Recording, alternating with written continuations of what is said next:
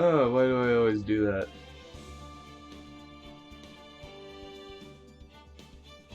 That time I had to legitimately cough and I just held it off for a few seconds. Sorry.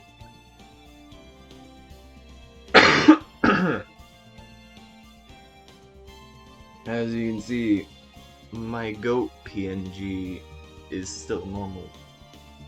So I haven't finished getting my other PNG for Ace Attorney done. You know what? I haven't finished the first trial yet, so... Bah.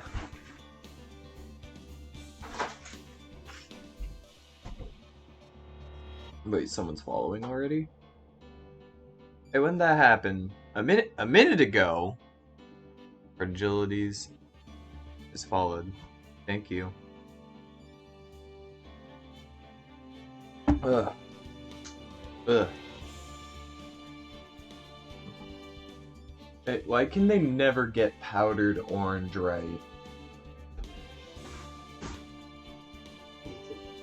Natural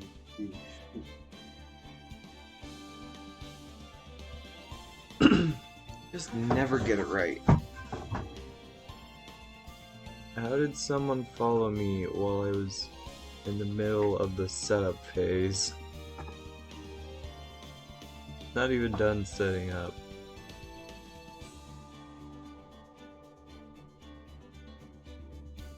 What the fuck? You alright? Yeah. Look at that. Oh, how'd you mess up a sock like that? I don't know. I think it might be one of the ones I grabbed from the house. Jeez, man.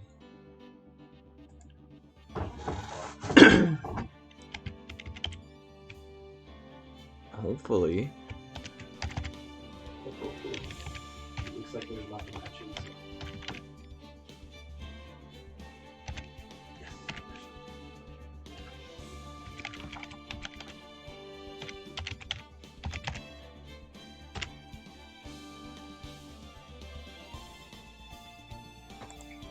Man, Phoenix Wright be bopping.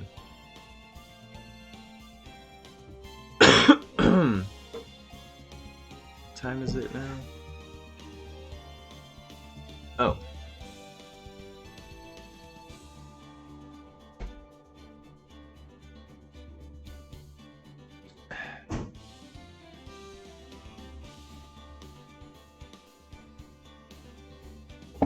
Okay.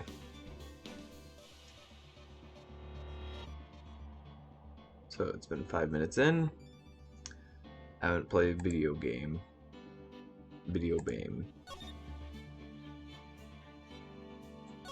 If things seem a bit laggy and like a few animations are slow, it's like that for me too, actually. Not gonna lie. It's a little weird. My computer's not the greatest. But it isn't terrible at showing kind of pictures and small animations, so this shouldn't be too bad. Most of the game isn't too heavy.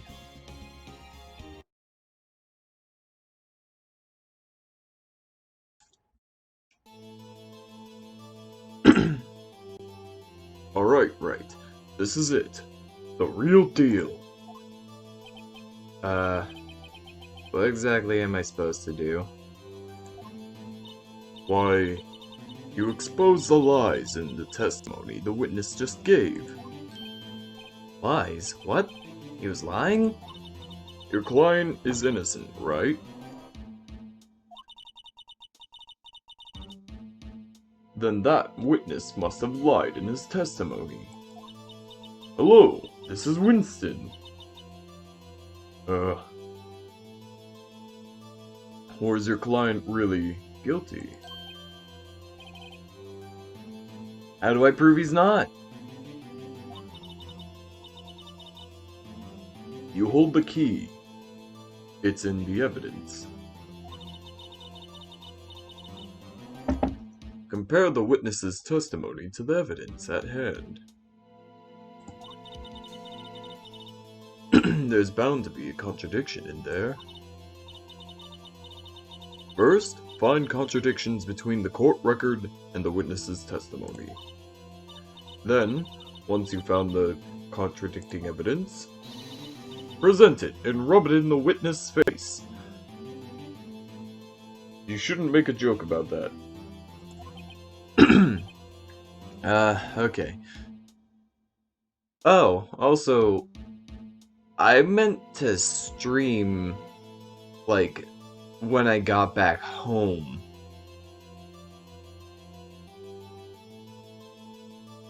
Like, the day that I first streamed this, I meant to stream when I got back home. But what happened is that, like, right after I left and came back, a few minutes or so of being back home, the internet just stopped working. Like, it kinda sucks. Open the court record with Tab, then point out contradictions in the testimony. Okay, Winston from Ogre Watch. What was this guy's voice again? I'm just gonna make him evil. That's the voice. I was going door to door selling subscriptions when I saw a man fleeing the apartment. I thought he must be in a hurry because he left the door half open behind him. Thinking it strange, I looked inside the apartment. Then I saw her lying there, a woman not moving, dead. I quailed in fright and found myself unable to go inside. I thought to call the police immediately. However, the phone in her apartment wasn't working. I went to a nearby park and found it on a public phone. I remember the time exactly. It was 1 p.m. The man who ran without a doubt was without a doubt the defendant sitting right over there. That's all of it. There must be a contradiction in there somewhere. Examine the court records with Tab. Something strikes off. Then, find the evidence that contradicts his testimony and present it to the court. Going door to door subscriptions, and I saw a man fleeing the apartment. I must be in a hurry because he left the door half wide open. Thinking it strange, I looked inside the apartment. And I saw her lying there, a woman, not moving, dead. I quailed in fright and found myself unable to go inside. Thought to call the police immediately. However, the phone in her apartment wasn't working. The phone in her apartment wasn't working? Yes, I mean no. No, it wasn't. Right. But you said you didn't go into the apartment, or did you? Oh, that I can explain that. There's a cordless phone on the shelf in the entranceway. I reached inside and tried using that to call. And the phone wasn't working, correct? What happened next? What happened next? Because it's supposed to sound snivelly and annoying.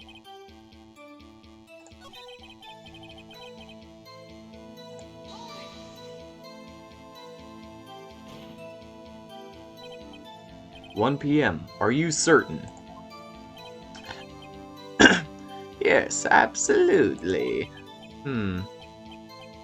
He seems really confident. 1 p.m.? 1 p.m.? Right, doesn't that seem strange to you? Present some evidence to contradict him. Yeah.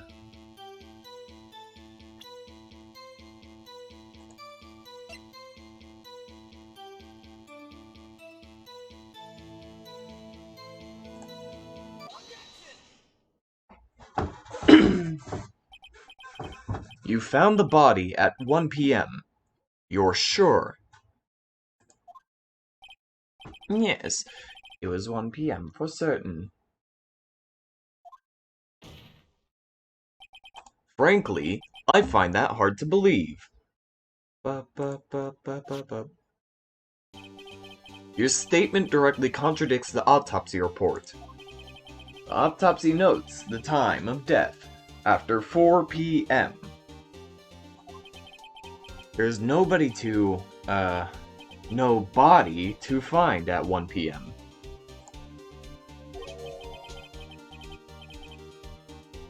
How do you explain this 3-hour gap?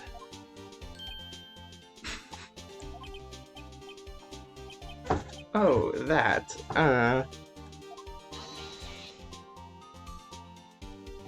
This is trivial. The witness merely forgot the time. After his testimony, I find that hard to believe. Mr. Side, why were you so certain that you found the body at 1 p.m.? Hey, gee, that's a really good question. Man, that's such a good question. I gotta think of another story to tell. Good job, right? Way to put him on the spot. I'm trying to cough. I can help you with that.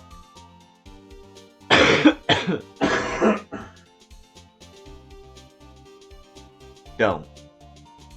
That's all you have to do. Point out contradictions. That's what I was doing. Lies. Always beget more lies. Baguette. Baguette. See through one and their whole story falls apart.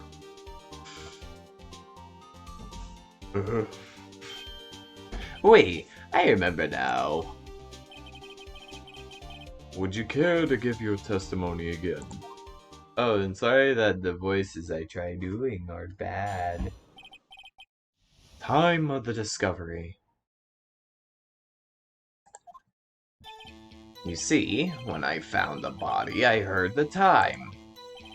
There was a voice saying the time. It was probably coming from the television. Oh, but it was 3 hours off, wasn't it? I guess the victim must have been watching a video of a tape program.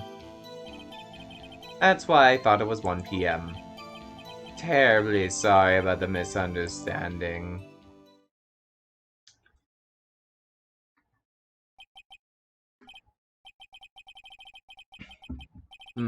I see. You heard a voice saying the time on a tape program. Mr. Wright, you may cross-examine the witness. And these are my spaghetti streams. Right. You know what to do. I've got this one. I got it. This guy's easy. What an easy liar. What a dumb.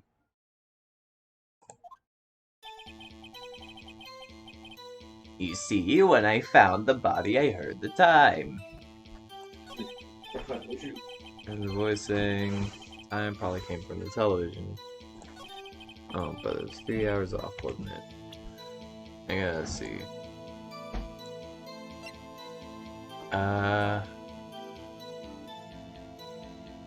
Out from noon, 6 p.m. I guess the victim must have been watching a video on a tape program.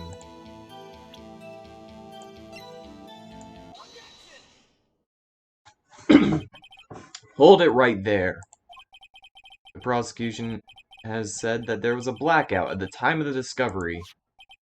And this record proves it.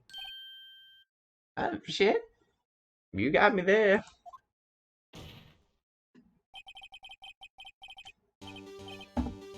You couldn't have heard television or a video. Ah! Ow, that hurt my throat. The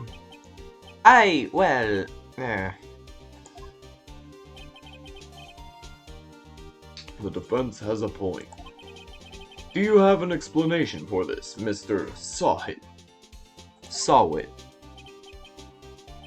No, I find it quite puzzling myself, quite. Ah! Wait, I remember now. Mr. Sawhut? The court would prefer to hear an accurate testimony from the very beginning. These constant corrections are harming your credibility. That, and you seem rather distraught. Oh, that and you seem rather distraught. Ah! My apologies, Your Honor. It must have been the shock of finding the body. Very well, Mr. Sawhut. Let's hear your testimony once more, please.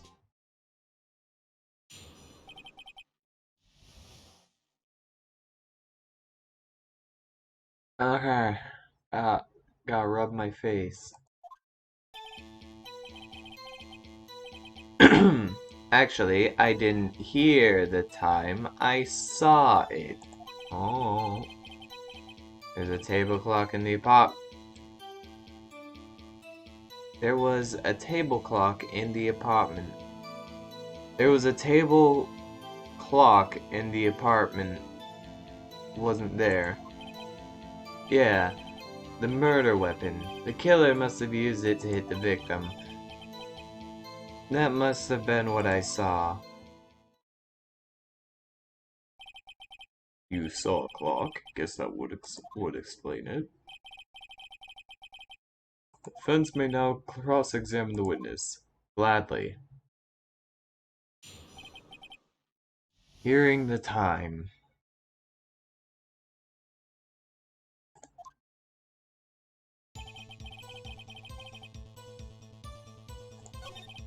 There's a table clock in the apartment. There's a table clock in the apartment. Wasn't there? Oh, wasn't there. Okay. I actually understand the script of his sentence now, thank you.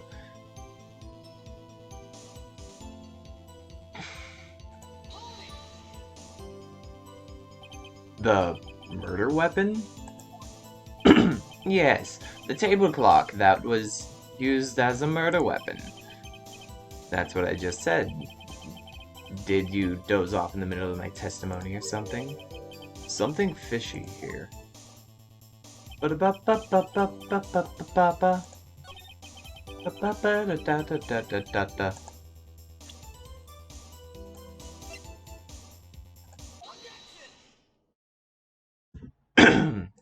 Wait just a moment.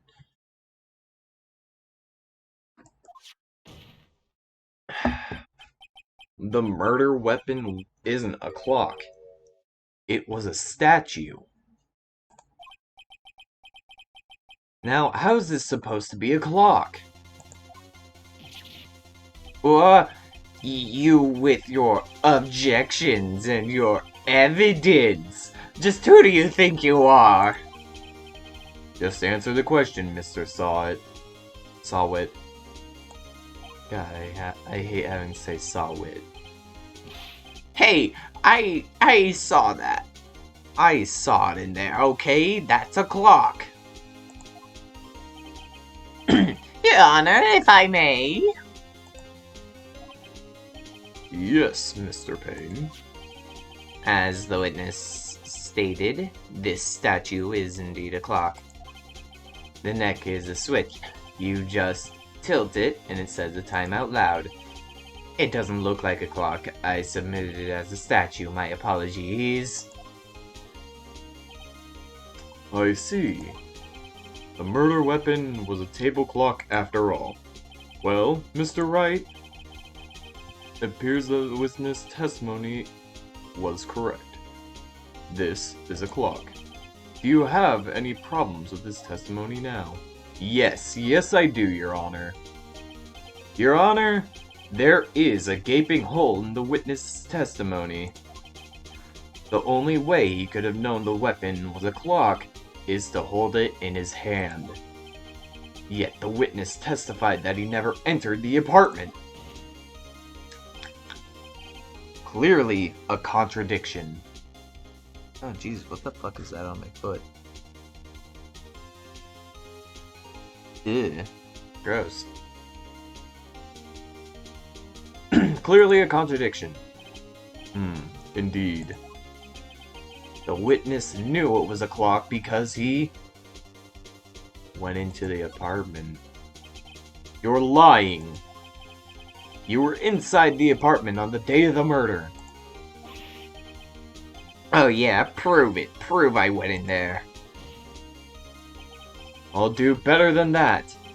I can prove that you were the one that killed her. Who killed her? You struck her in the head with the clock, and the shock of the blow triggered the clock's voice. That was the sound you heard. Okay. Blue screen. All this chattering. Order in the court. Intriguing. Please continue, Mr. Wright. Yes, Your Honor. Mr. Saw It. The sound must have left quite an impression on you. Understandable, since the murder weapon just spoke as you hit the victim. That voice was burned into your mind. That's why you were so certain about the time. Oh, what's the meaning of this? It is all baseless conjecture.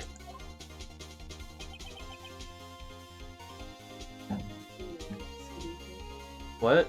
I just wanted to ask you that if you had an empty CD. Why would I have an empty CD case? I don't know. Well, I don't have one. Why? I wanted to take a couple movies with my spot. My friend at his house, but... Why wouldn't... No one in this house has empty CD cases. You can try asking Andy, maybe. Okay. Baseless? Just look at the witness's face! Would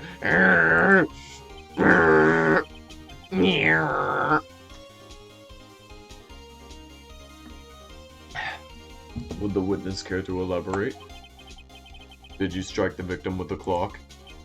Did you do it? That day, I never... Look, the clock, I heard, no, I mean, I saw,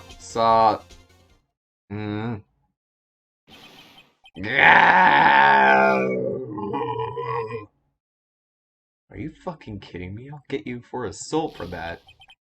Shut up, shut up, shut up, shut up, I hate you. It was him, I tell you. I saw him. He killed her, and he should burn, give him, burn. Give him the burn. We'll get you for assault, you fucking asshole. Order. Order is the court. Order in the court, I say. Your Honor, a moment, please. There wasn't a shred of evidence supporting the defense's claims. Mr. Wright. Your Honor. You claim the sound the witness heard came from the clock. Do you have any evidence? The whole case is riding on this. I'd better think through carefully. Your Honor, the sound Mr. Saw heard is definitely this clock. In fact, it's clear if you simply try sounding the clock.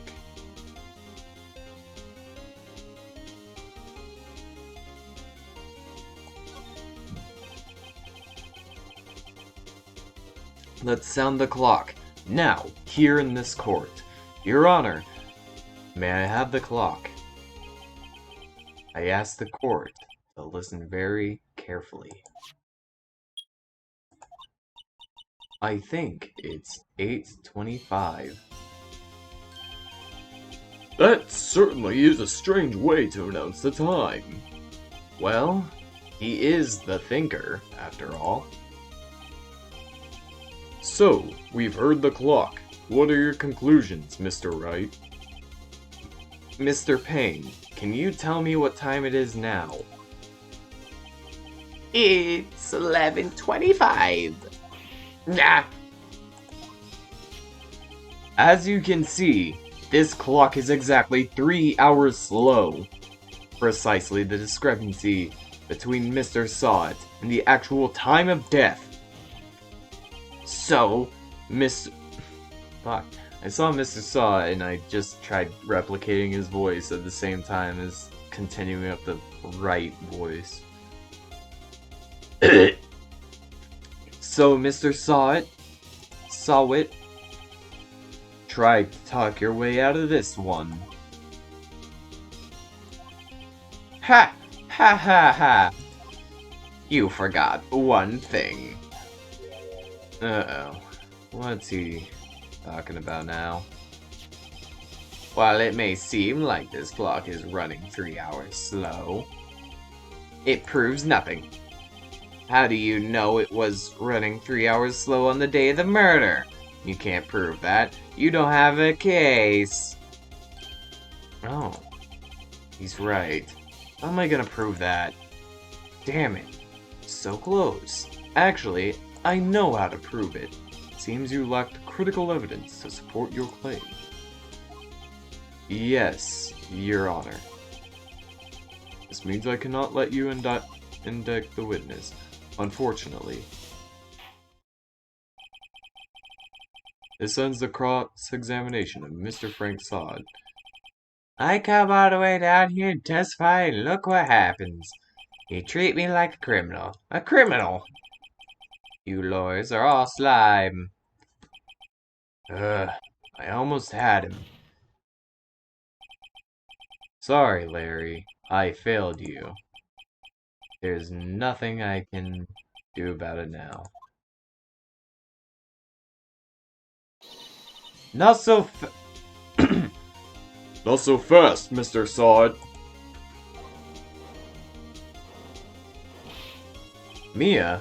Chief. Listen up, right? Don't throw this one away. Not like this. Think. But Chief, it's over. I can't prove the clock was slow the day of the murder. Nobody can prove that. Well, yes. But that doesn't mean you can't still win. Try thinking outside the box. Don't waste time doubting the facts. Assume the clock was 3 hours slow. And think it through.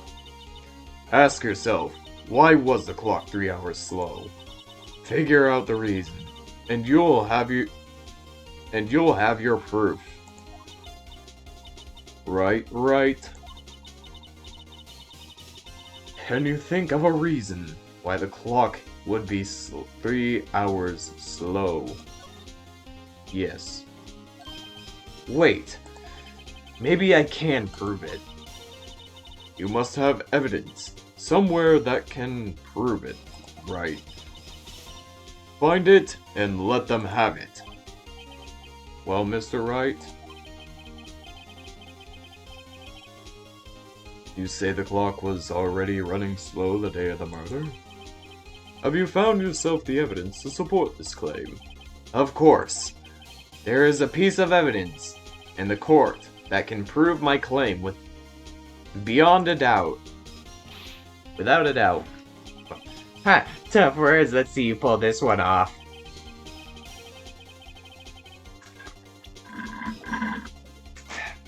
You know, as the one that's going to jail, you shouldn't be cocky. That's the passport. Let's see this evidence that proves why the clock was running slow. Battery.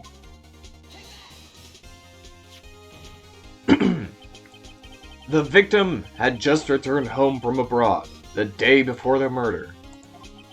I am a JoJo announcer. As we all know, the time difference between here and Paris is 9 hours. When it's 4 p.m. here, it's 1 a.m. the next day there. The clock wasn't 3 hours slow, it was 9 hours fast. The victim hadn't reset her clock since returning home. That's why the time you heard when you struck her dead in her apartment was wrong. Proof enough for you, Mr. Saw It? Or should I say, Mr. Did It?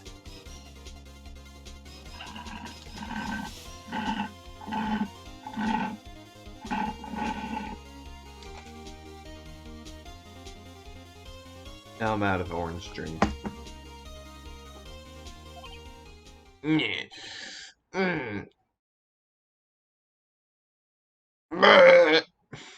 Jesus Christ, he just fucking died.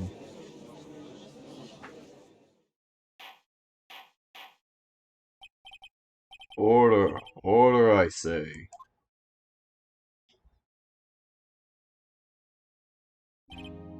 Well, this case has certainly turned out differently than we all expected. Mr. Payne, your witness. He was arrested and has been taken away, Your Honor. Very well. Mr. Wright.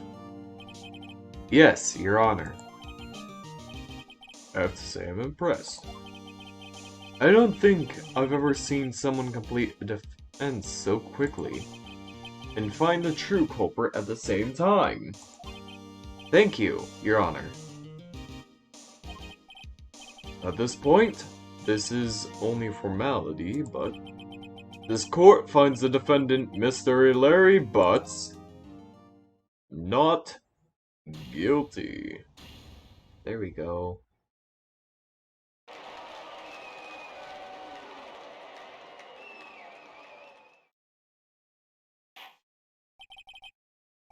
And with that, this court is adjourned.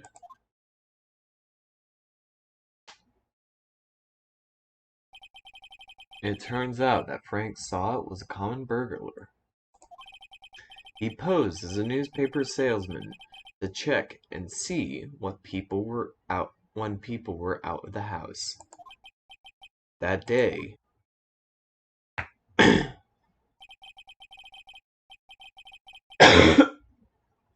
when Larry went to her apartment, the victim wasn't home. After he left, Mr. Saw It let himself in to do his dirty work. While he was searching her place, the victim returned. Flustered, Mr. Saw It grabbed the nearest blunt object he could find.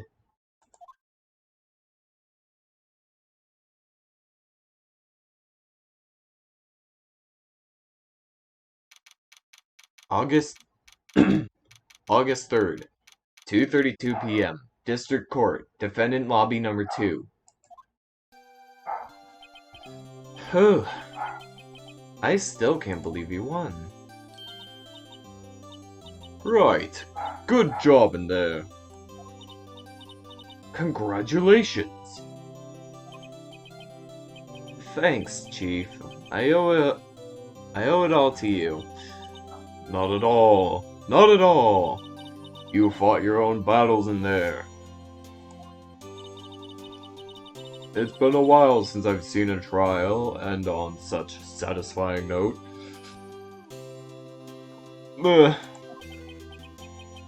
I've never seen the Chief looking this happy. If she's this glad, imagine how Larry must feel.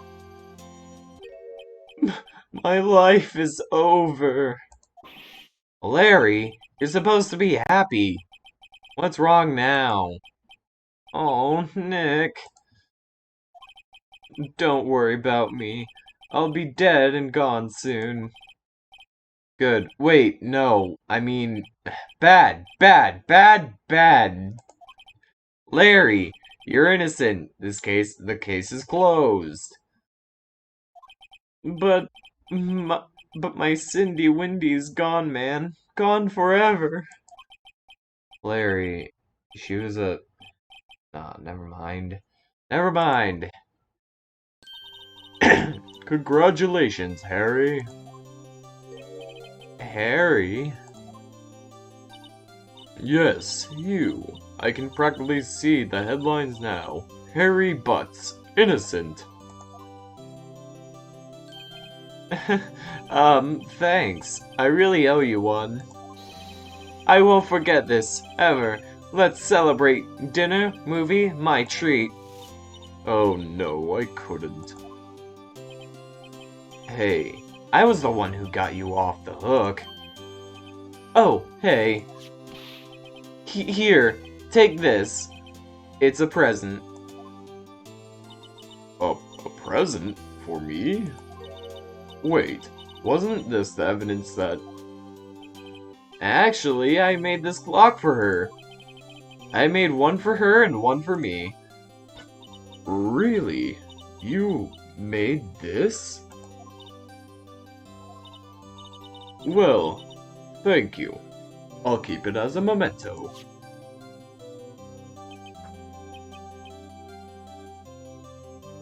Yo, Nick. Can you believe it? I was into that chick. And she just playing me for a fool. Don't that make you cry? Just wanna cry? Don't that make you wanna just cry? Larry. Are you so sure? Excuse me? I think she thought quite a lot of you, in her own way. Nah, you don't gotta sympathize with me. It's okay. Oh, I'm not just sympathizing, really. Isn't that right? Don't you have something to show your friend? Something that... something that proves how she felt about him. Huh? Oh, yeah. Right. What the heck is she talking about?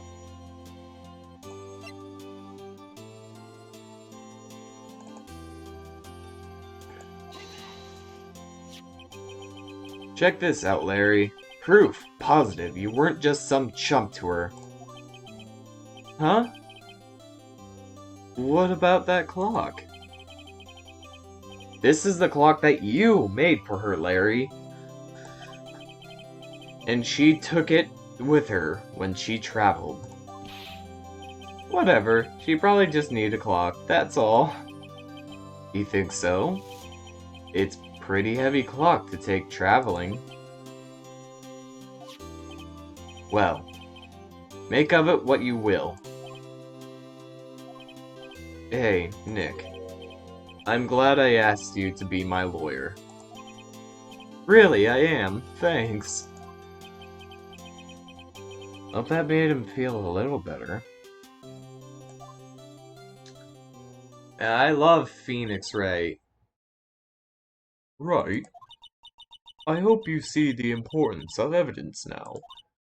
Also, hopefully you realize things change depending on how you look at them. People too. We never really know if our clients are guilty or innocent. All we can do is believe in them. And in order to believe in them, you have to believe in yourself. Right. Listen, learn, grow strong. Never let go of what you believe in. Never.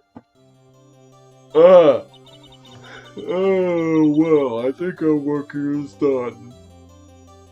Shall we be off? Yeah, I guess so. Say, how about dinner? On me. We'll have some burgers, you know? Just, you know, the fucking noodles. Noodles in the shape of burgers. We'll drink a toast to innocent butts. Yeah.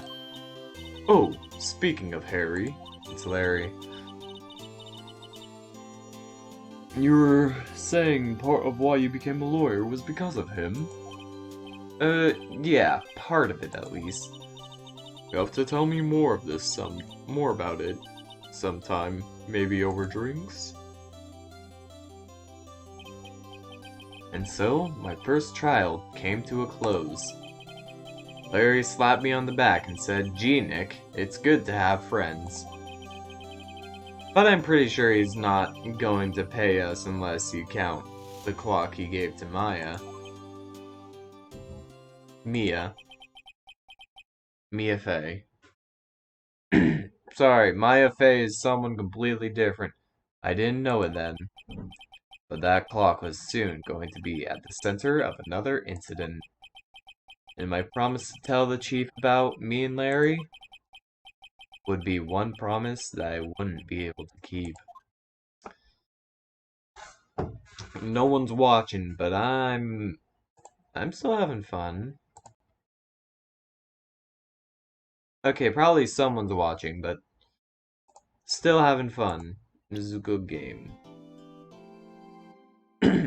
A brand new episode has been added. Wait, did I just save your progress up to this point? Yep.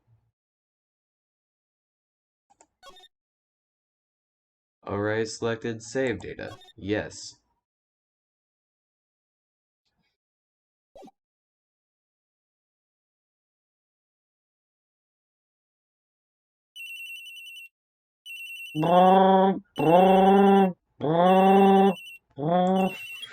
Sorry.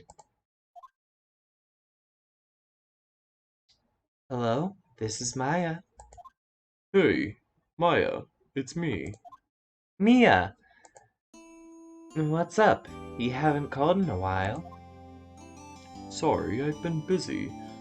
How've you been? Well, lonely, and it's all your fault. Nah, I'm just teasing. It's been great. I'm finally getting used to having my own place. That's good to hear. Actually, I'm calling because I have a favor to ask. I know. You want me to hold evidence for you? Sharp as always. There's a lot of buzz about the upcoming trial. I just don't feel safe keeping the evidence here. I gotcha.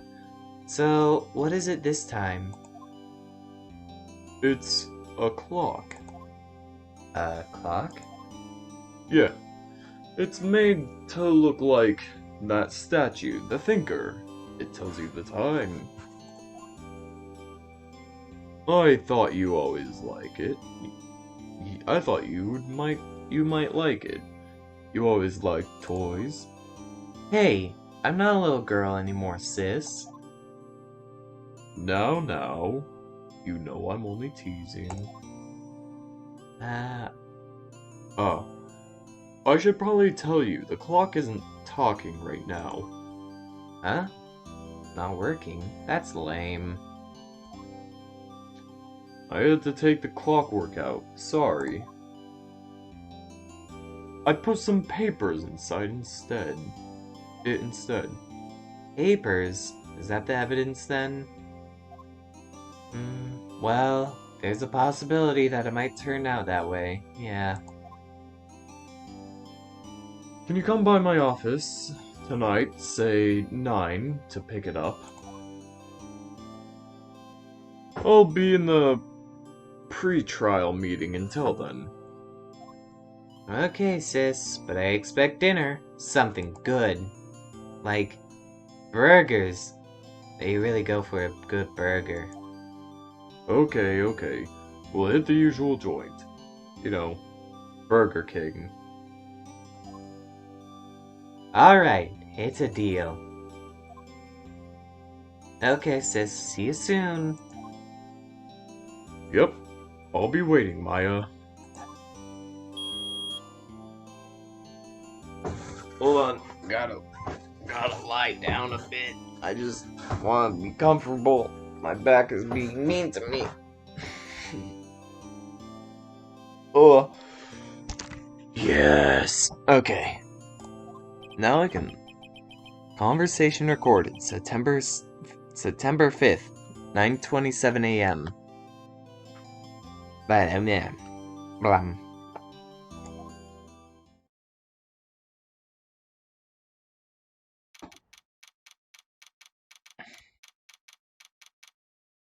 September 5th, 8:57 p.m. Fay & Co. Law Offices. Now, Miss Fay, I'll take what's mine, the papers. I'm sorry, but I can't give you what I don't have. Miss Fay, you are a poor liar.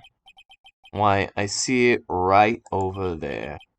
That must be the thinker that swallowed those papers. How could you know? Oh, you are not cogniferous of my background. Gathering information is my business, you see. I should have been more careful. Ho ho.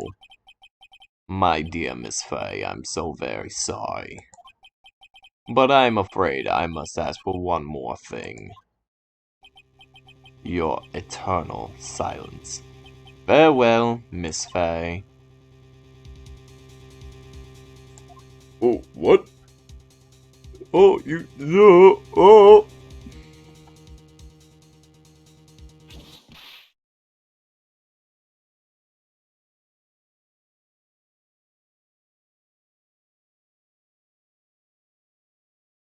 Red, white, blue.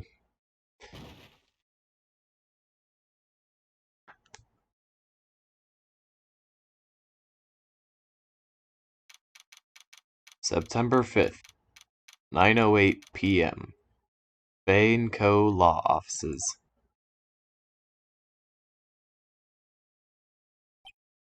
Uh-oh, I'm late. Huh, that's strange. Guess the chief left without me.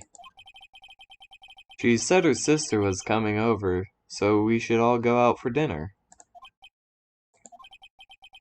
What's that smell? Blood? Mia! Maybe she's in her office. Time to look the fuck out of things. Is this thing? I smell blood and that can't be good. I have to check up and see if Mia Chief's okay. Okay, well, any examination in this room is probably not going to do anything for me. I want to look at things in this room. Yeah, things look pretty at least. That smell. Blood. I'm a vampire.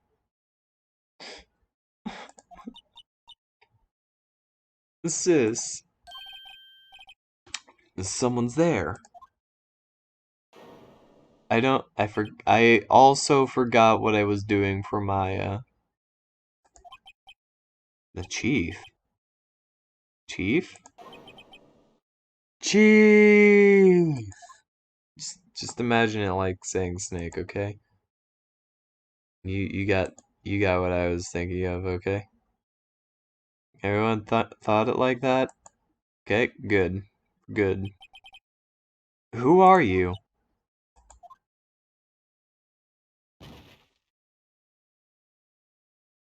Fucking died. The strange girl dropped out cold. I left her lying on the office sofa. I went back to the chief, where she lay under the window.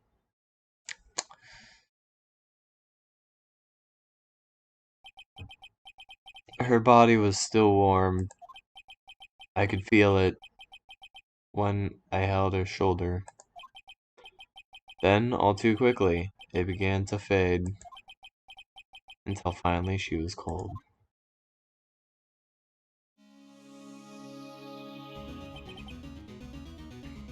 Chief.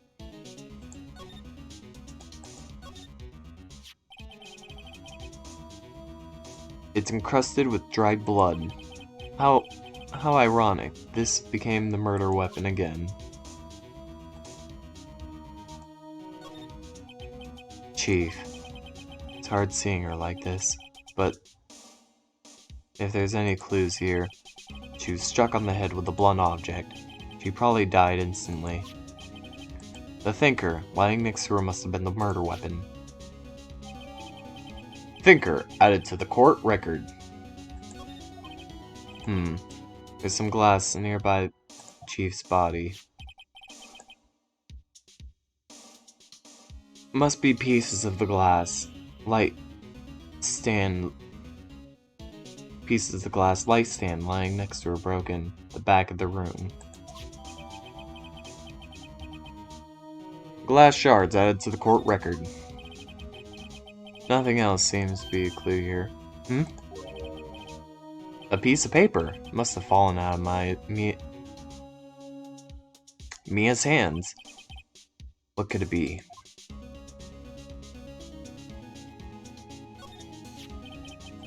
Shards of glass lying there. No clues here.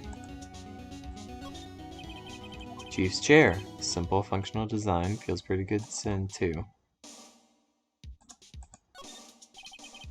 No clues here.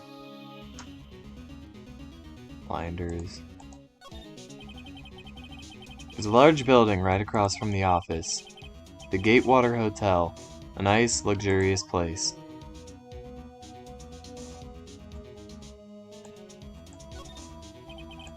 Painful to look, but I have to for Mia's sake.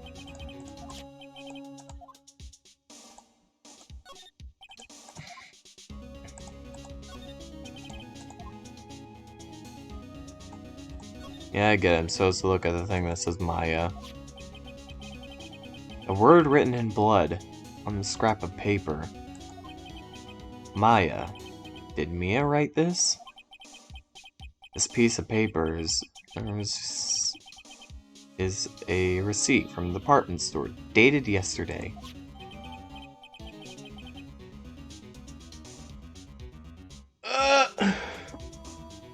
That's an important detail that you could easily look over, by the way. This receipt, dated yesterday. I think that's enough snooping around for now. I better call the police and find out what that girl is doing here.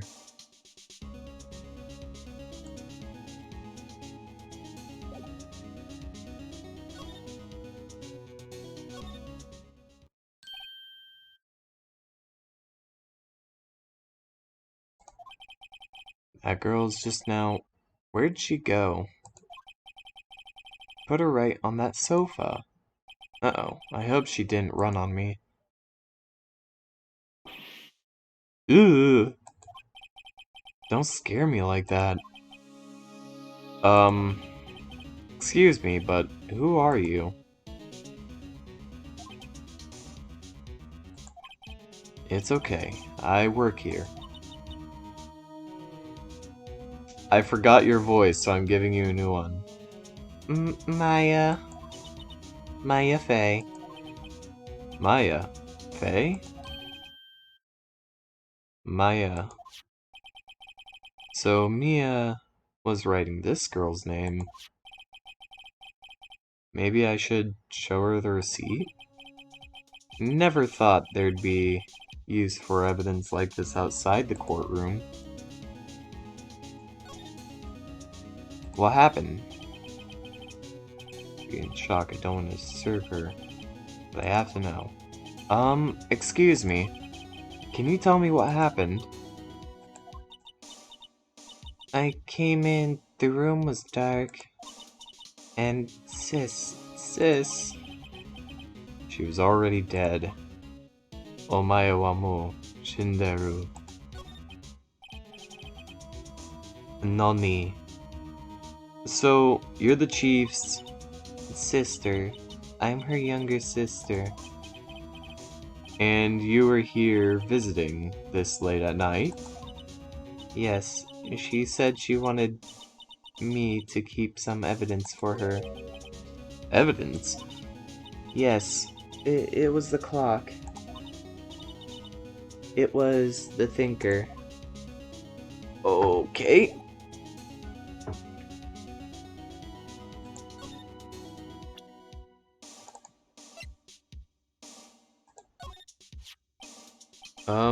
About the Thinker. The thinker.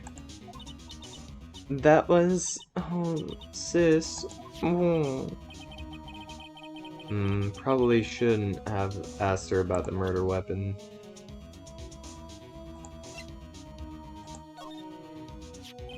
This was lying next to the chief. I know, I saw it there too. I thought they might be pieces of the light stand. Maybe. Never heard of a glass light stand before.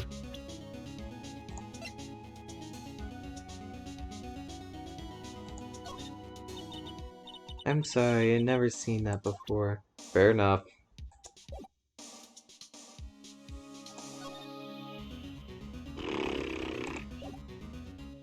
Well, I don't want to show her the thing that will obviously, you know, start up the entire thing. With the goddamn...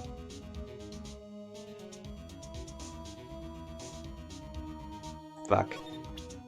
I have to. Before Mia died, she wrote a message with her blood, with her own blood. She wrote on the back of this receipt,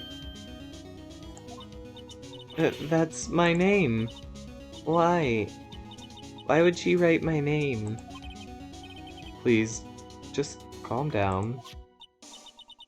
I'm going to learn here very soon that a lot of killers just intend to write other people's names whenever they try killing someone.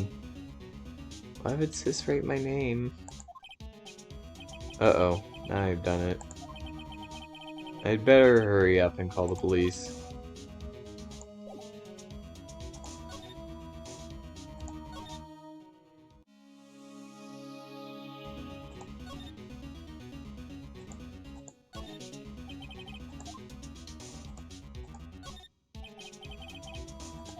Look, everything is written in the chief's ultra neat handwriting. It's a small office, but it makes a good bit of money.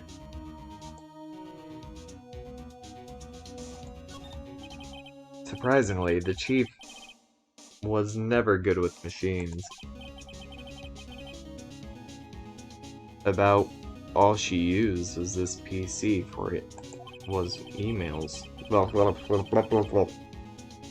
She picked up this ancient model at some garage sale for practically nothing.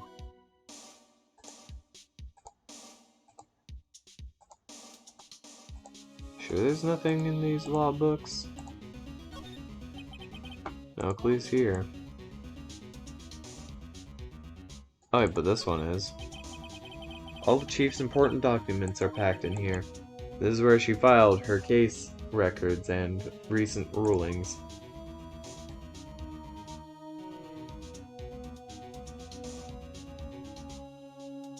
And that's a clue. That's a chair.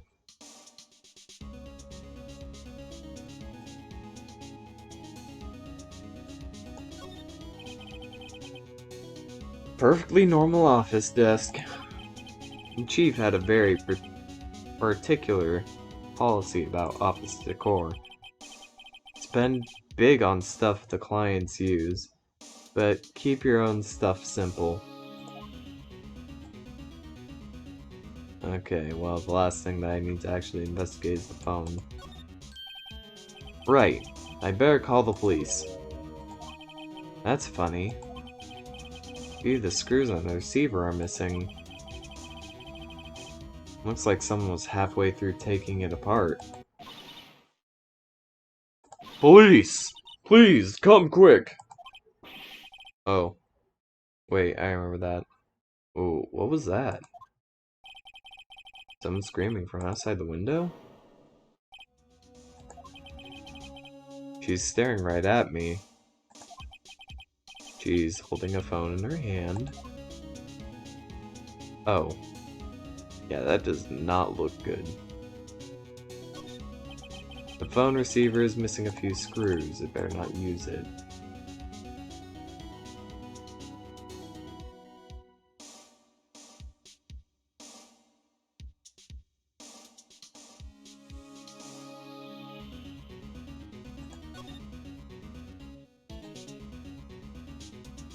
Better go over every small detail.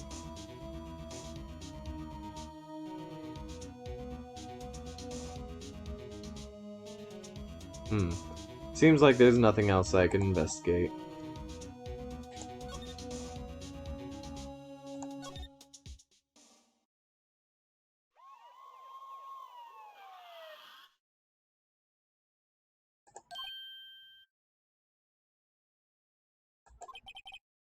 The police. Sounds like they're coming this way. Freeze! Police!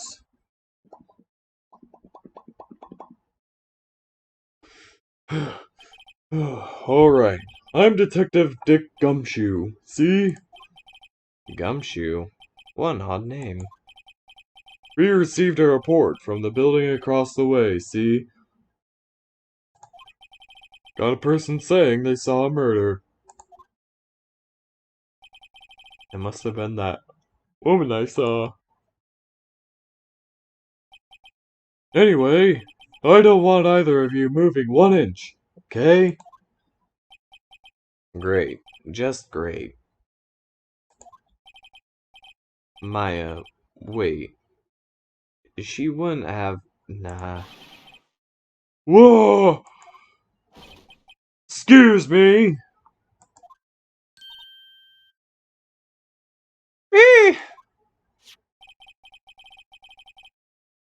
This word, Maya here, mean anything to you? Um, that's my name. What? The victim drew this ear note in her blood, see? With her dying breath, she wrote down the killer's name. And that's the assumption that they always make. Case closed, you're coming down to the precinct, ma'am. Oh, what? I'll save you, Maya. Like every first case starts with Maya. Mia's younger sister, Maya, was arrested on the spot. You know, thought to be the murderer in 2 trials, and then the victim in 1. I was taken in for questioning and didn't get out until the next morning. My eyes were heavy, but I couldn't sleep. I sat around waiting for visiting hours to begin at the detention center. I had to talk to Maya as soon as possible.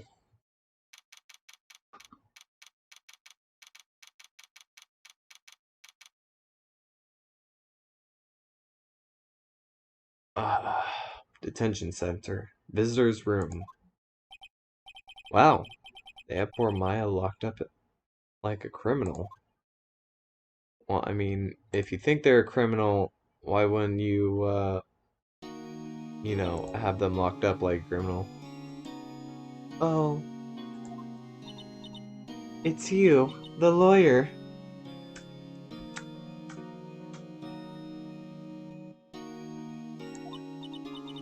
Good morning. Good morning. She looks so tired. Are you going to be my attorney? Well, that's what I wanted to talk to you about. Of course I will. First things first, I better get her cheered up. Yeah, of course I will. Cheer up. Really? Whoa, did I say the wrong thing? She looks sadder now. What's wrong? You don't think I can do it? No, no one could. Who would believe me?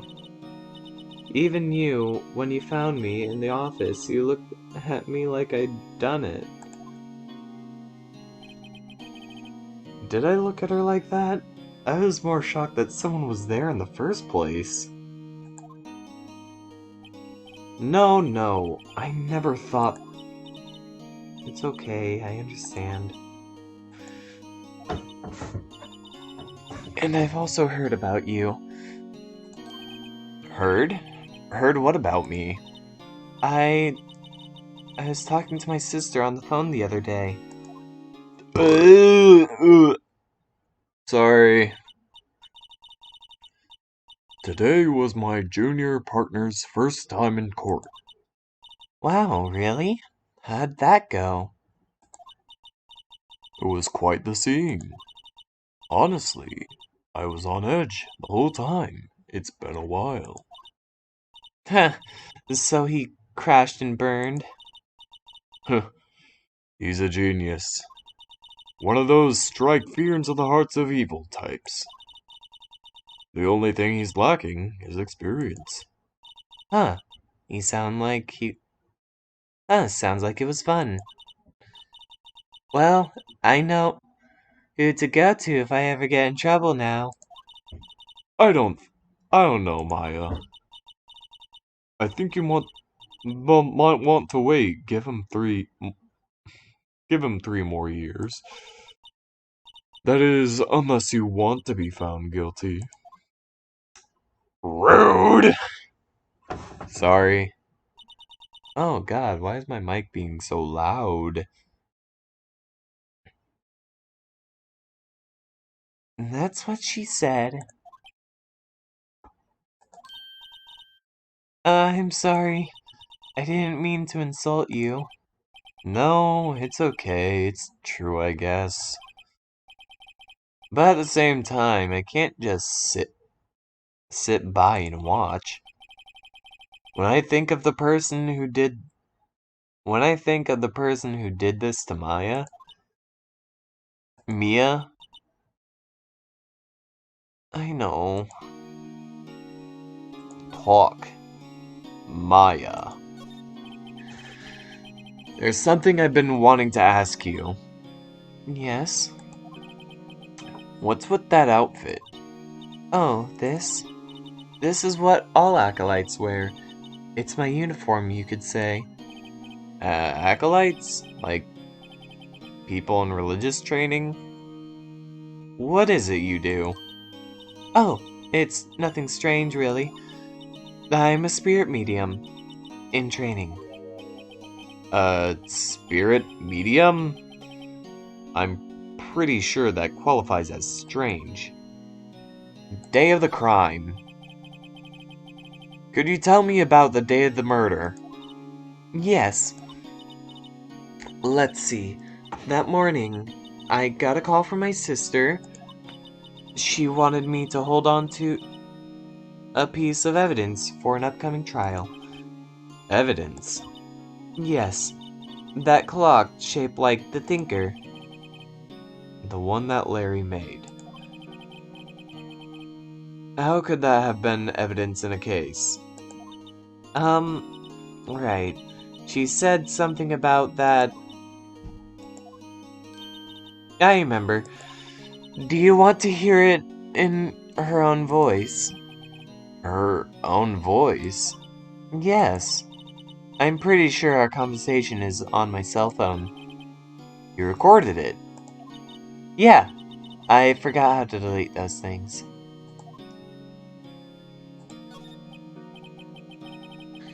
So you say you have a conversation with your sister on your cell phone? Let's hear it. Right. Oh.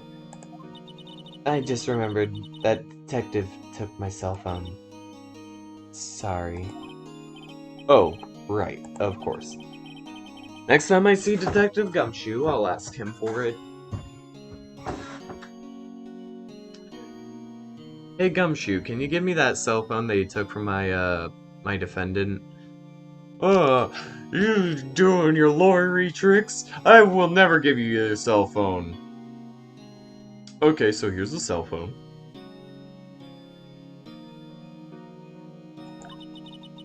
I'll write you a note so you don't forget, okay? Sure, thanks. Maya's memo added to the court record. Conversation I had is recorded on my cell phone. Spirit mediums. So, you're an acolyte. A, medium in training. Sorry. That's right. The Fae families, especially the women, have always been very sensitive to the spirit world. Wait a second, you said the Fae family? So Mia was into this stuff too? Of course. She left the mountain to follow her career, she said.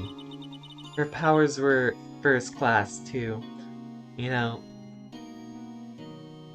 like real fucking good. I had no idea. Wait.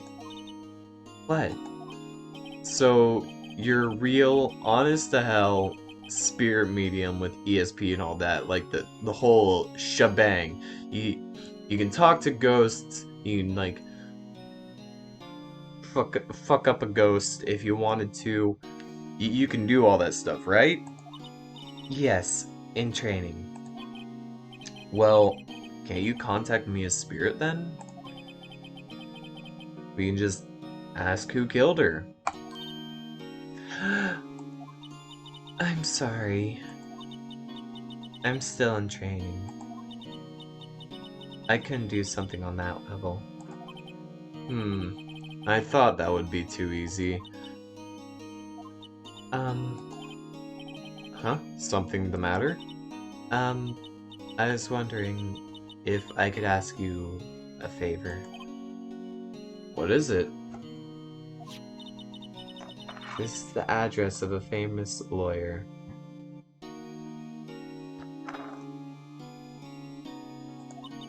My sister gave me this a long time ago.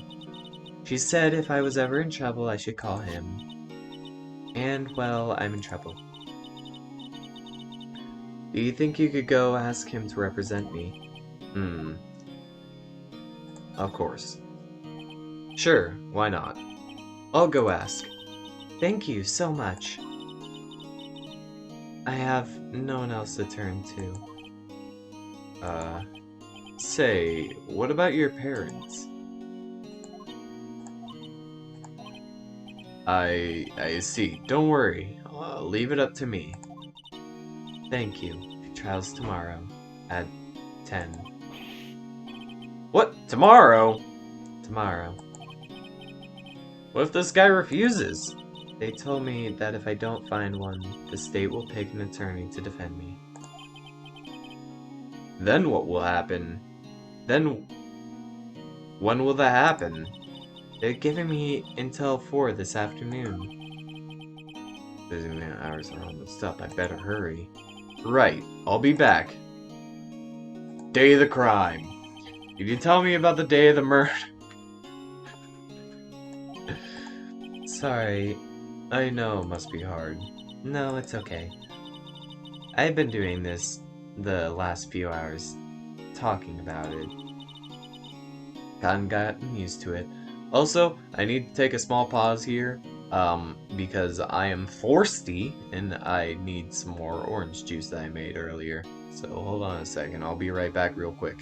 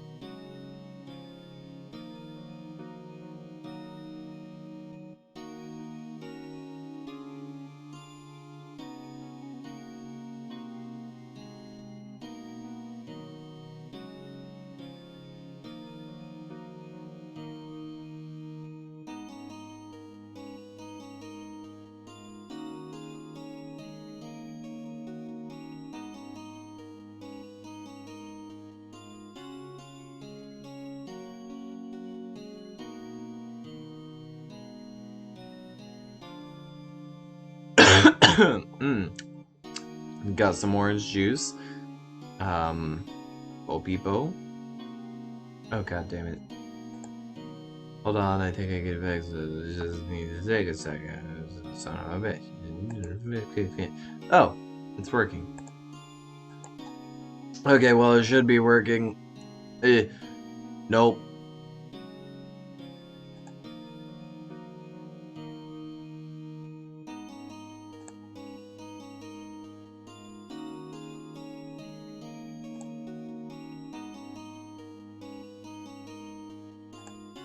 Okay. Check. Ah! Ah! Why isn't it working? Ah! Ah! Why? Oh. O. B. O. Okay, well, it should be fine. Think I got it working now. Yeah, I got it working. I've kinda gotten used to it. Let's see.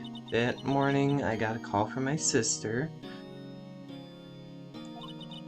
She wanted me to hold on to a piece of evidence for her upcoming trial.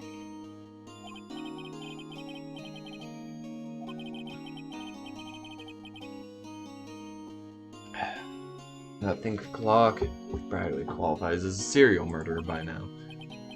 So then, when did you arrive at the office? Right around 9. Lights were off and I could smell blood. And then I found her, my sister.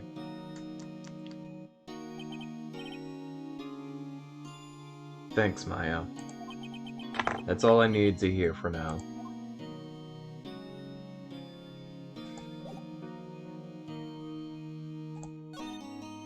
The murder weapon?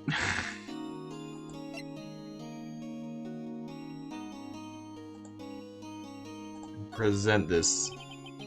I want to ask you about your cell phone. The detective took it when they brought me in. So, Gumshoe took it.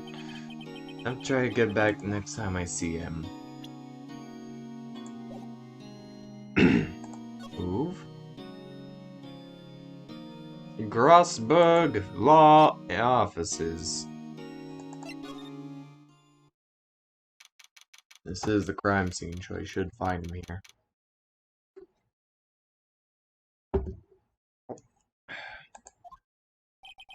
The office is filled with police officers. They're all busily searching for clues. Hey, you there!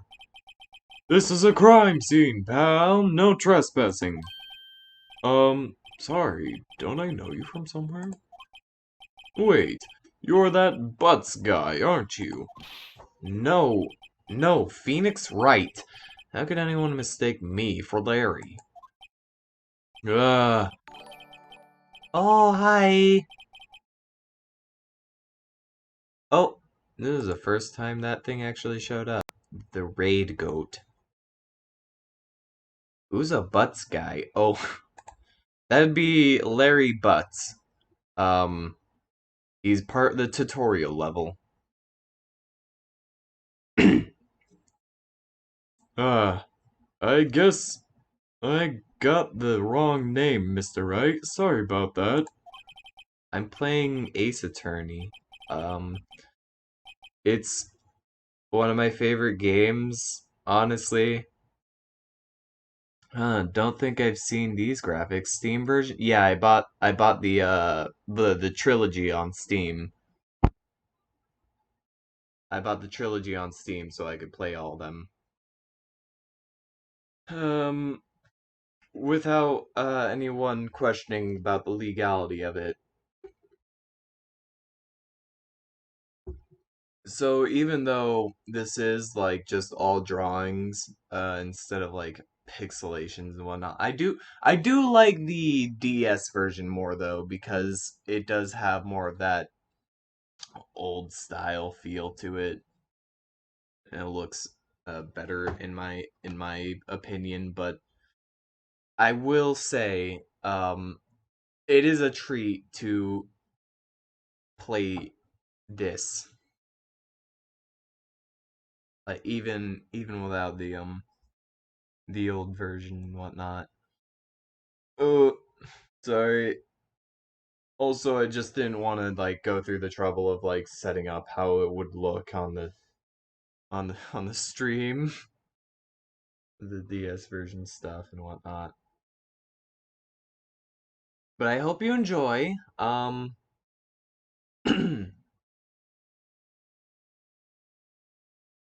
thank you for coming to the stream. I'm a goat. And I have not set up the goat right PNG, but I'll get that at one point.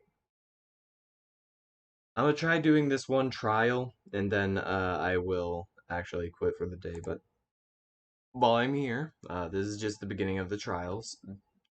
It's stuffs and whatnot. I think you know Phoenix, right? You seem to know it.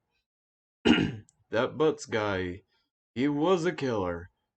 And you're no killer, right? He was proven innocent. Right. And you were Detective...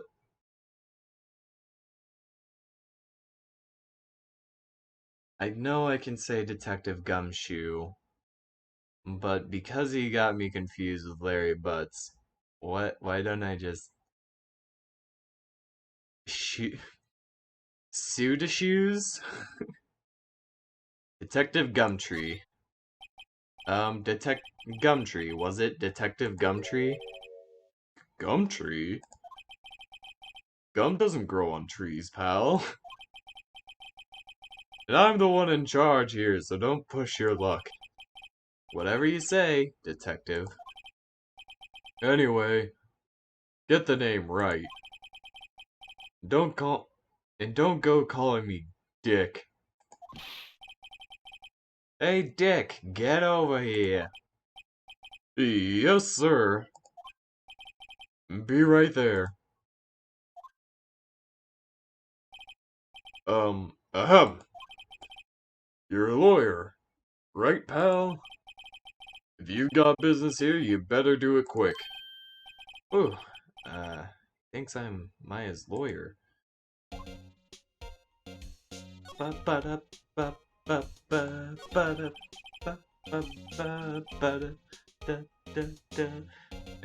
I love this game. About Miss Faye. Did you do an autopsy? You want to know the results, huh? Gumshoe, as played by Hank Hill.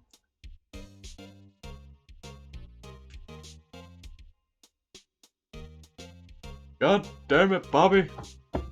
God, now I can't get that out of my head. Gumshoe is the best Hank Hill. You wanna know the results, huh? Now don't you look at me like that, pal. It's no use. She might have been your boss, but that doesn't mean you get any special treatment. Alright, you can see the report. But that's all.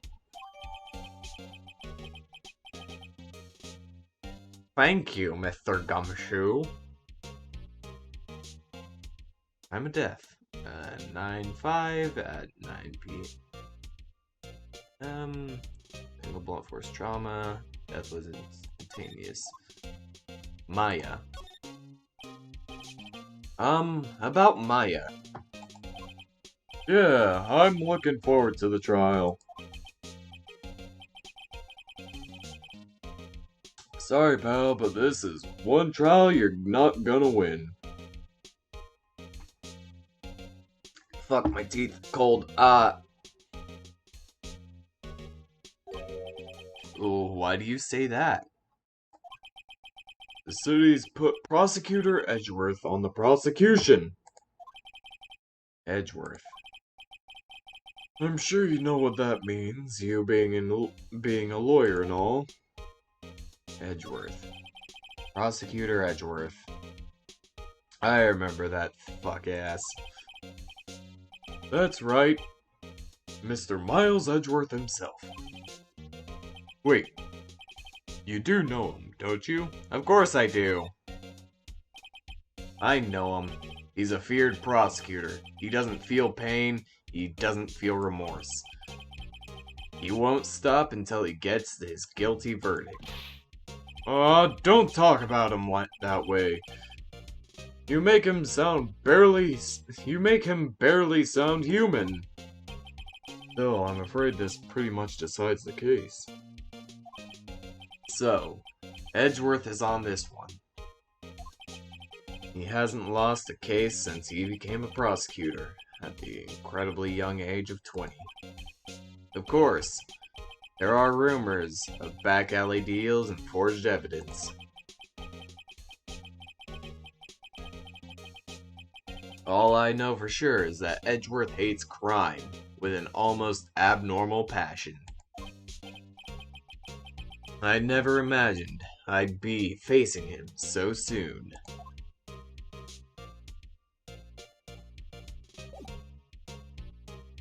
I like using my clicker because it's how I'm used to playing Phoenix, right?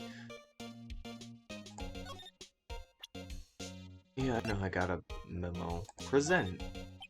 I was wondering, did you take Maya Fey's cell phone? Oh, that? I have that. Do you think you could give it back? Sure. I mean, wait a second, pal. God damn it, Bobby. What do you think I can do? Give you the cell phone? Yeah, sure, here's the cell phone. Tricky lawyer. Uh-oh. He's on to me. Tell him straight. If I tell him why I want it, there's no way he'll give it to me. Something the matter? Oh, no. It was just, you know, detective. Nope, I know nothing, pal. That cell phone has a lot of numbers on it. Like, her boyfriends. The cell phone holds all the little girl's sweetest and spiciest secrets. You trying to confuse me? Sorry, pal, I already checked all the numbers in memory. Impressive. You're quite the detective. Uh-huh. Oh, here, you can have the phone back. There wasn't any suspicion recordings in there at all, after all. Seems he didn't notice the recorded conversation. Maya's phone received from Detective Gumshoe. Check the court record to hear the recorded conversation.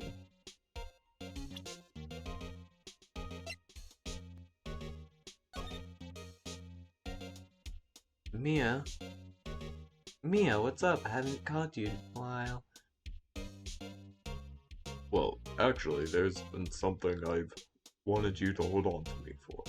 Blah blah blah blah. This time, clock, flame. Yeah. Got the conversation now. And I do not want to do Maya's voice again, you know, until Maya starts speaking to me. Through Mia, goddammit! I guess I've asked all the questions I need to. You all done, pal? Yes, thank you. I'll be heading out now. Oh, wait. One more thing I wanted to mention to you. Don't suppose you're planning on talking to the witness. Anyway, you better not. No influencing the witness with your lawyerly ways, pal. You mean the bitch that, like, screamed at me?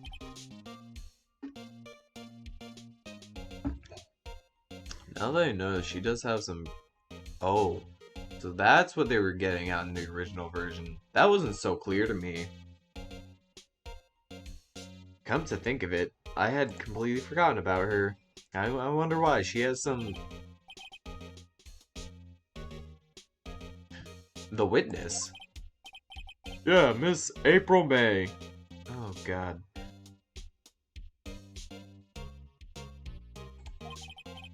I'm sorry about this, but I can't tell you anything about her.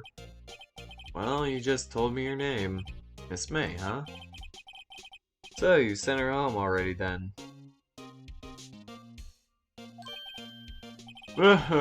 You're trying your lawyerly tricks on me now. She's not to go outside her room until the trial. So she's still in the hotel across the way. I guess I should know her better. I should know better than to try to get a detective to leak information. You got that right, pal. You know, except for the fact that I keep leaking information when you're indirectly talking to me and whatnot. Time to pay a visit to Miss May.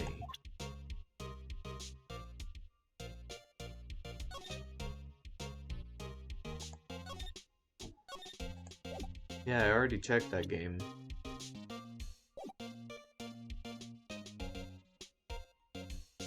Ba-da, ba-ba-ba, ba-da, ba-ba-ba, ba-da. Sky is blue and so am I. There's that hotel right across the way. Mia's favorite potted plant. I remember it had this bizarre name no one could ever remember.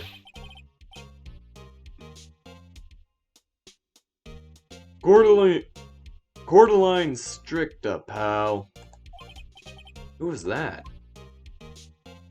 This is Detective Gumshoe. Idiot. An old movie poster. Apparently, this was the first movie that made Mia cry when she saw it. I'll have to check it out one of these days. Mia's desk. Perfectly clean, as always. The one thing it's missing is Mia. Books. There's a horrendous amount of legal books here. Scarier still is that Mia probably read all these. Damn. It really do be like that, though.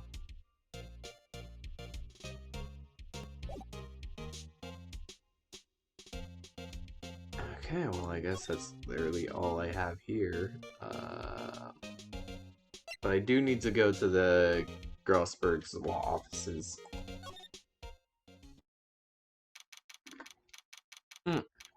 Son of a bitch.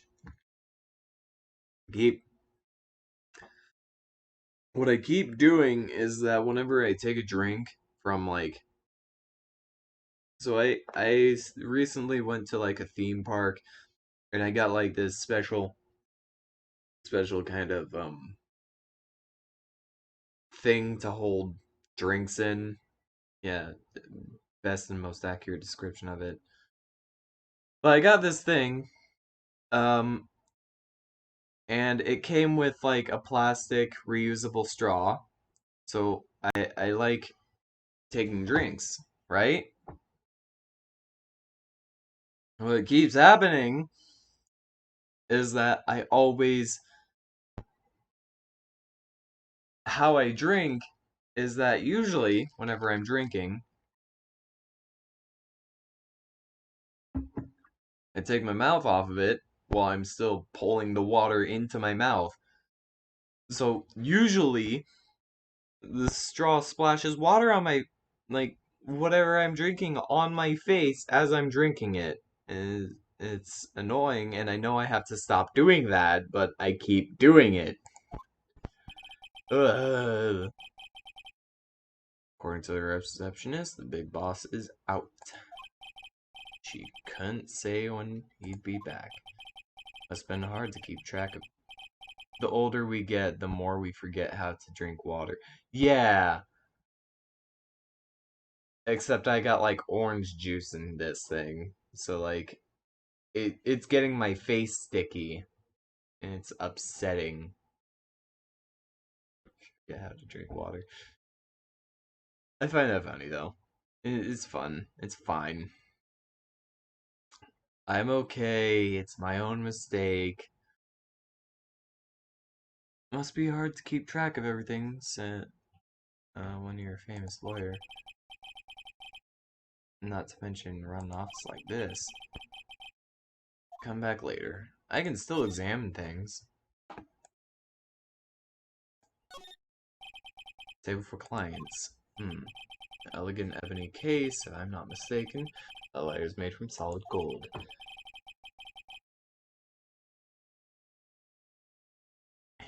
Even I can tell someone here has got money to burn.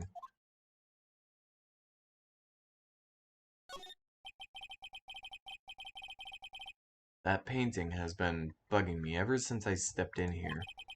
The oil paint is so thick, it's practically giving me a stuffed nose. I'm sure the price is nothing to sneeze at either, for that matter. Expensive potted plant. No idea what kind of plant it is, but it's probably the most expensive one available.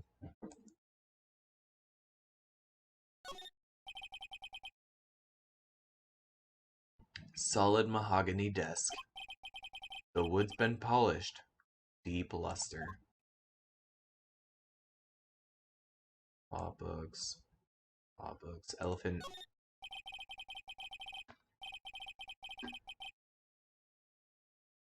Expensive looking mahogany bookshelves with expensive looking books. Funny. They don't look like they've ever been read. You know, at least Mia Fey can read her books. Grossberg, he just keeps books. I mean, like, I keep books, but, like, those books I have read before and just, like having around, you know?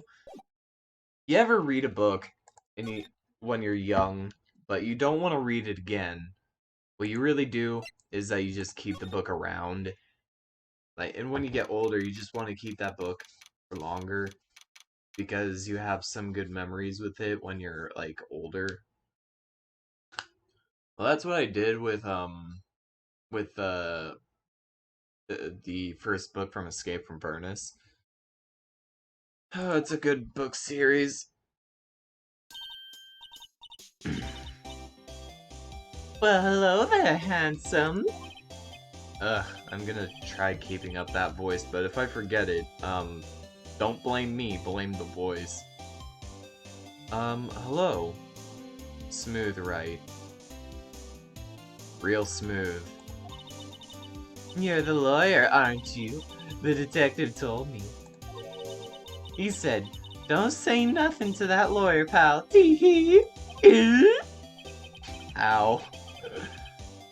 Memo to self. Thank Detective Gumshoe for making my job harder. Gee, this all like out some out of a movie. It's all so exciting I can hardly contain myself.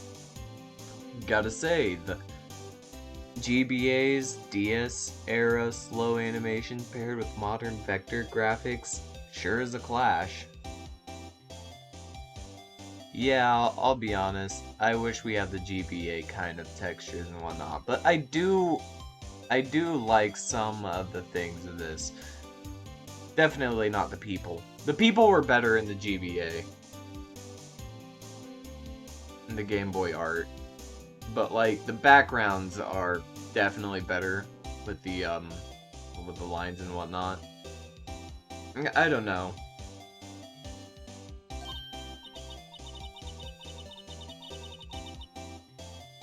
Ooh, let me freshen up, so I can look the part of the beautiful eyewitness.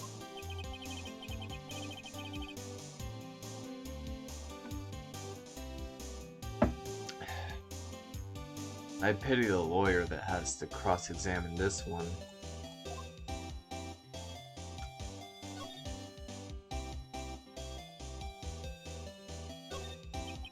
No clues here.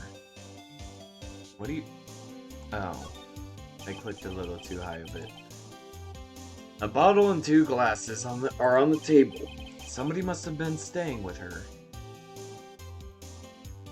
I'll check that later. Bed. Oh, simple bed. Been recently made, nothing eye-catching here.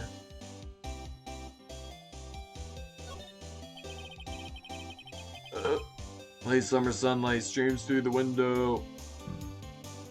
The graphics are pretty, just really stands out that the animation didn't get updated too. Yeah, actually, I agree with that. But like, to be fair, I'm a GOAT PNG that just has 2 frames. One for talking and one for being silent. So like, I can't criticize animation when I can't do it myself. I'm joking about that. I can criticize animation, it's just I don't want to. I do still like it, but... You know what? To be fair to the artists and whatnot... But you're a GOAT. It's allowed. Okay. I'm just gonna say, to be fair, artistry itself is hard, and they do have to make a bunch of sprites for all the characters redrawn in this style and whatnot for the updated, like, enhanced version.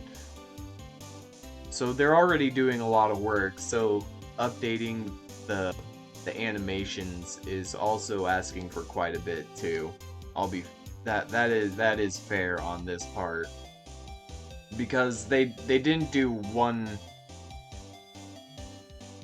they didn't do just one game. This is the entire trilogy all updated and whatnot. I do guess that there are some places that are reused and whatnot, but it takes some time. Updating graphics, updating code, updating like everything. Just so that I can work on a modern PC that's like 5 years old. What was I doing? Oh right, the late summer sunlight streams through the windows. Fuck. There's Vanco offices. There's Vanco Law Offices building, of course. You can see the inside of the room pretty clearly from here. I think it would be a little too difficult to recognize a face from this distance, though.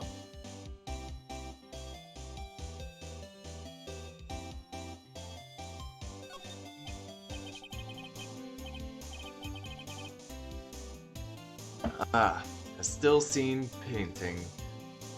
Wait, should that be still life? Whatever. One of those is hanging on the wall. The flowers are fake, as expected. I know sunflowers and tulips, but that's the extent of my floral knowledge. Aren't those roses? Right, I don't understand flowers too, but those look like roses. Like some sort of kind of rose. Okay, now to the obvious. There's a screwdriver stuck in this drawer. I wonder what's inside. Let's take a look. Hey! Hey! Hey, what are you doing over there? Oh, Jesus. What are you doing? No touching.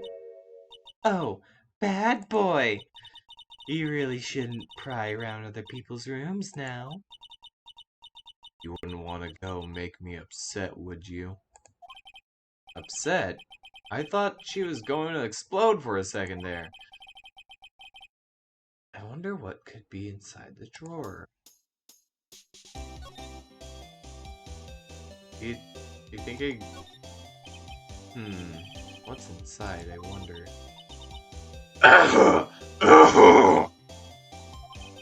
Maybe later. I just look at the drawer and she's like, what the fuck are you doing?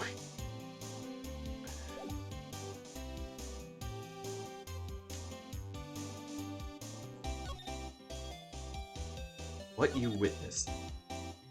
Do you think you could tell me something? I need you to describe what you observed at the time of the incident. Oh, observe, incident, you sound like a lawyer in the movies. I like a man with a big vocabulary. Better not encourage her. You know that thing that happened the other day? The bad thing? What did you see when it happened? I don't suppose you could tell me about it, pretty please. Let me see. Well, dream on. If you want to know, you'll have to come to the trial. Come to court tomorrow, Mr. Lawyer. Oh boy.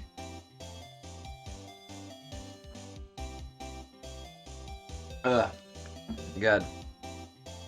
So I talked about it earlier, but I'm going to say it again. Powdered orange drinks suck. Like, they are the worst orange drinks.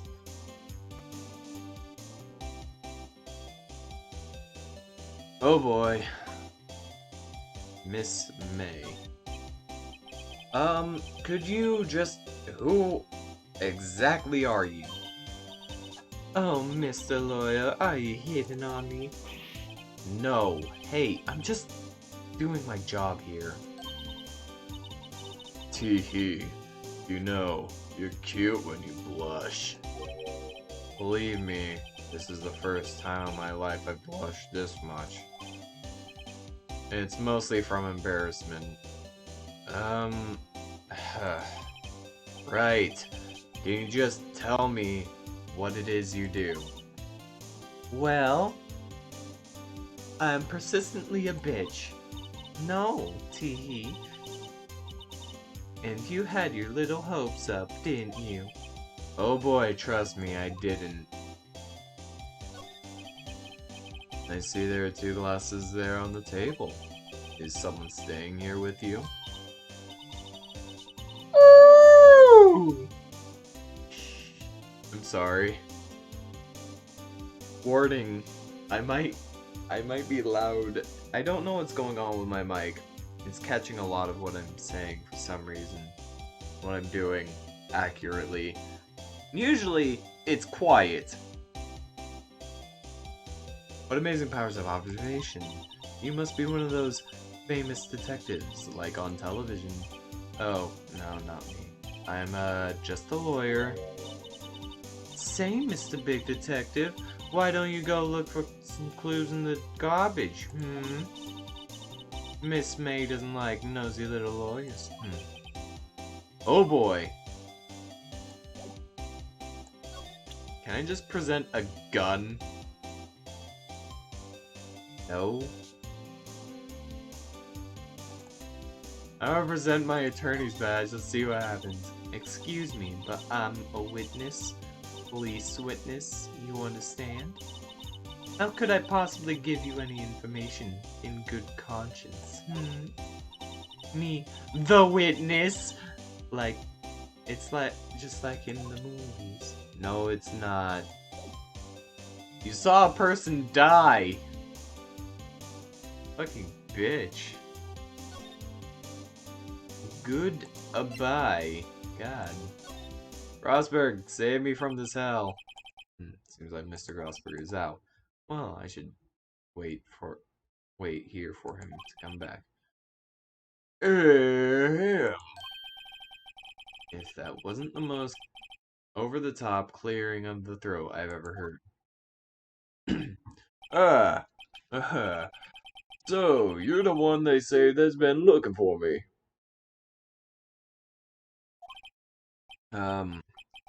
Yes, that's me. He even looks grander than I imagined. That badge on your collar.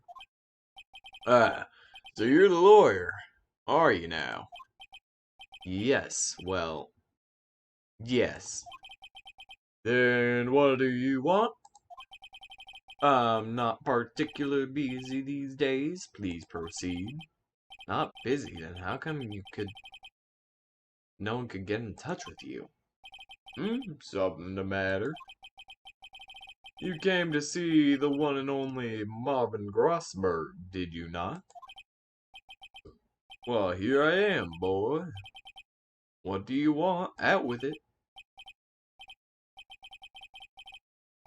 Oh, well, sir, actually, it's about Maya Fey.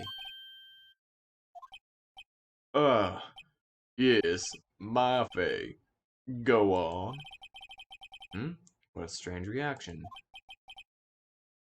Cha-cha. I'm really quite busy here, son. I can't go talking cases on a day's notice. Nope, it's quite impossible. Wait a second. How did you know the trial was tomorrow? Ahem. Anyway, I'm afraid it's entirely impossible for me to represent her. Sorry, end of discussion. What's going on? He refused me before I even got a chance to ask him. What do I tell my, Hey, fat man. Your refusal. How can you just refuse like that? Please, tell me. Why you won't take the case?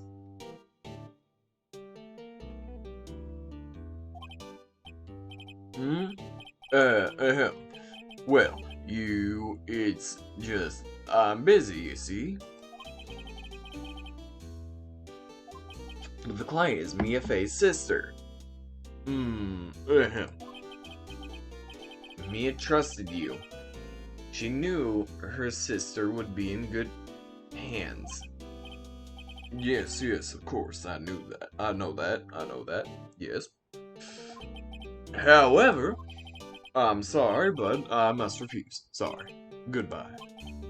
Reap. Fine. I don't have the time to argue with you anyway. I'll go look somewhere else. Think not. Huh? Did you say something? I think not, I said. What do you mean? I'm terribly sorry. But I'm afraid no lawyer worth their salt will take on this particular case. Terribly sorry, my boy. Why? I cannot say. I beg your pardon, but could you leave? Now, I've got nothing to discuss with you. What's going on here? Mia. How did you know Mia Fey? She worked here a long time ago. Quite the apprentice, that one. Learned my techniques in the blink of the eye. She left one day quite suddenly. She had a mission, you see. A mission? You see it in her eyes. She followed it with quite a burning passion. Never looked back, that one. That painting. So fucking annoying. That's quite a painting. Uh-huh. You noticed. It's my pride and joy. Impressive, isn't it? Well, isn't it? The cooler of the sky, the hero of the sea, the weave of the straw hat. Worth at least 3 million. I have no intention of parting with it, of course. No, I won't sell it, not even to you. I wasn't interested. Not for sale. I'm not buying. Jeez.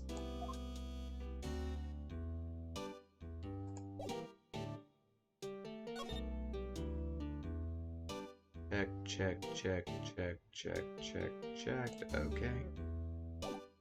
Hey, you know what? I'm glad that they do have a little thing that says what you did and didn't check now. Boy, that would be annoying.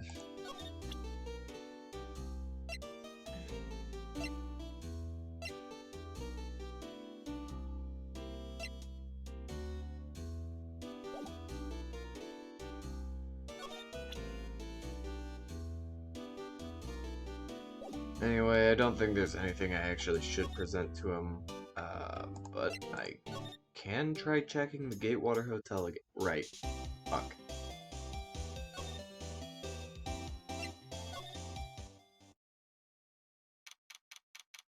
September 6th, 3:42 p.m. Attention Center, Visitor's Room.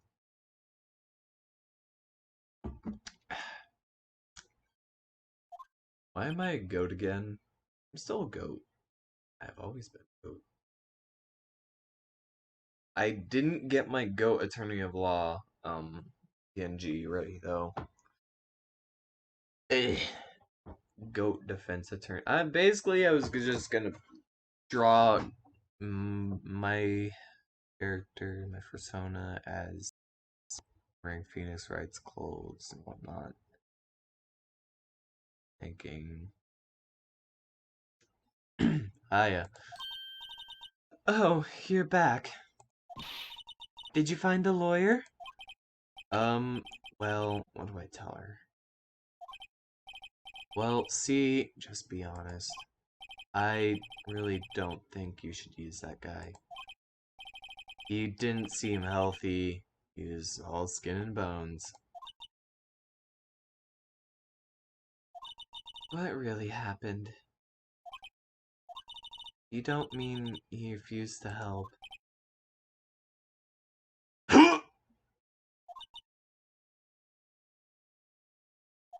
I see. I've been abandoned then.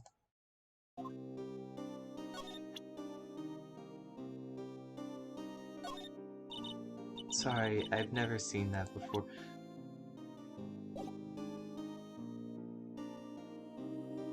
I will be your lawyer! What about your family? I only had my sister. My father died when I was very young. And I don't know where my mother is. Don't know? So she could still be alive. What about your mother? The women in my family have been mediums for generations. They say a lot of spiritual power runs in our blood. About 15 years ago, our family was involved in an incident. There was a man and he ruined our mother's life. Ruined? After that, she disappeared. Several years after that, my sister announced she would become a lawyer, and she left the mountain.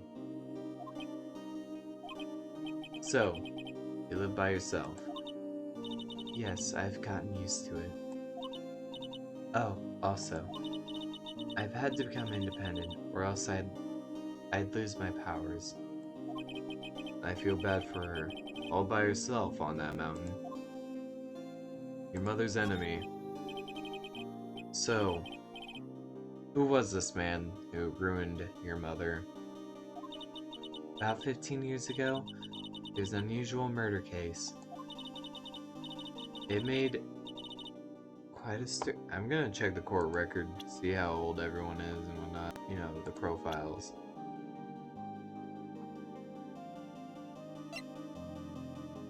Edgeworth is 24. Take back 15 years, he'd be 9 years old.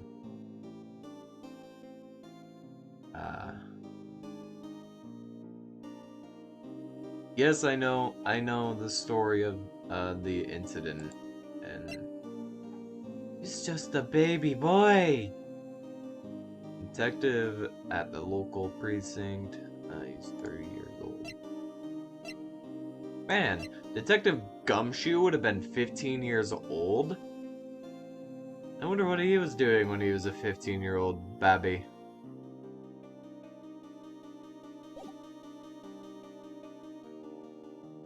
Like, well, Edgeworth's, like, dad was getting shot. I wonder what happened.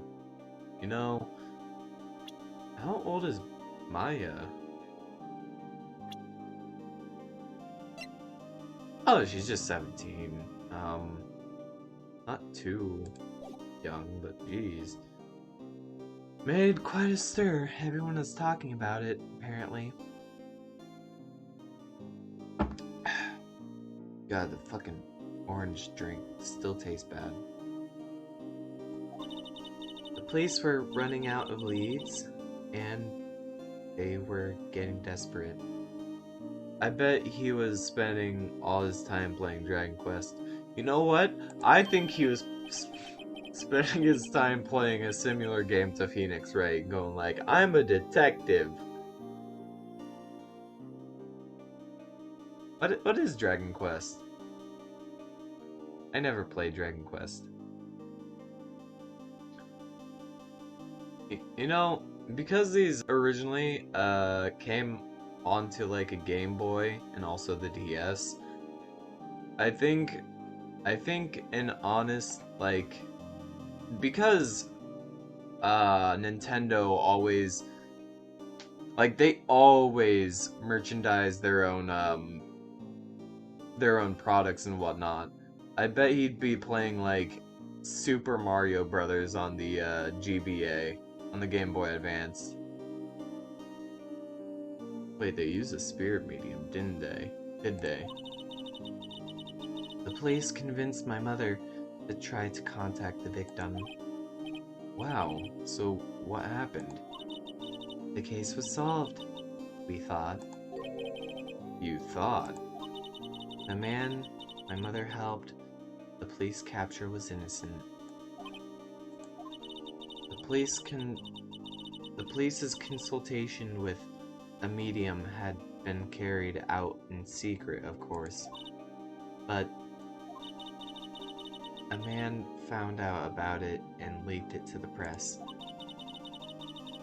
He told all the papers that my mother was a fraud, and the media jumped on it big time. You know, like modern day media, whenever they're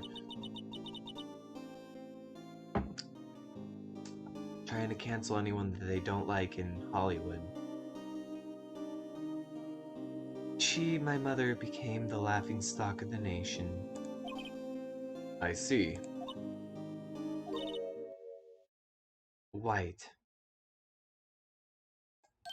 Excuse me? White? That was his name, my sister told me. White. Just a little longer now, before the state-appointed lawyer comes, I guess. 4 p.m. Time's up. What should I do? I just leave her and go home? I made up my mind. I'm going to defend you, whether you want me to or not. Why? Why? Well...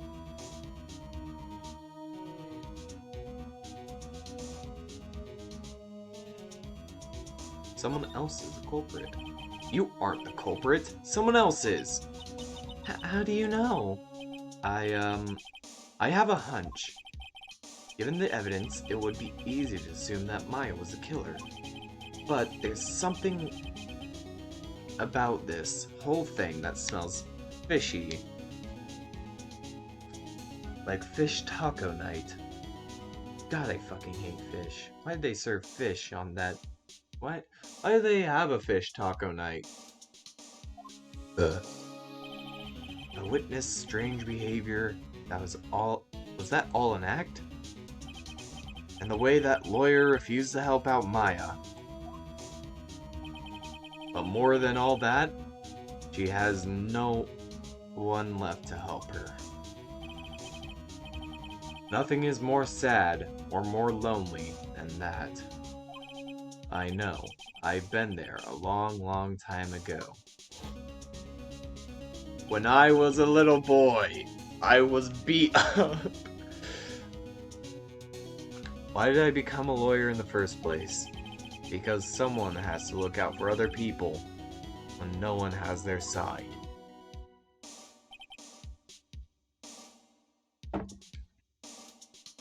Maya, I won't abandon you. You can count on me. That's so kind of you. Ow, my nose! I'm not gonna do those things. It hurt. Well, let's fight this one and get you out of here. Right, thank you. Oh, she smiled at last. He looks like an entirely different person. One last question. You are innocent, right? Yes. And I trust you. And you trust me too, okay? It's a deal. So, what's next? There's something that's been bugging me. Just what was inside that woman's drawer. When I tried to... the drawer, she got all defensive. There has to be something in there. I'll be right back, Maya Fey. I just gotta peek into someone's dildo drawer. Good afternoon, sir. Excuse me, you are? I beg your pardon, sir. I am the bellboy of this establishment. At your service, sir. Oh, right. I've come up to deliver room service, sir. Do you know where Miss May might be? I believe our guest, Miss May, is currently using the, facilities. If you have, if you've no need of anything, I'll be taking my leave.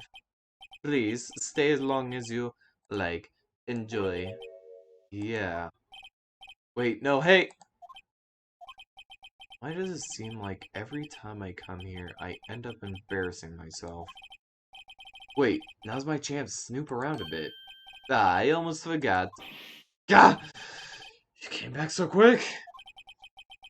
Might I ask you to inform Miss May that there's a message for her? Please, tell her that Mr. White of Blue Corp phoned. Oh, right, sure. Mr. White of Blue Corp. Where have I heard that name? White. White. That was his name. My sister told me. Phoenix White. Your long-lost brother?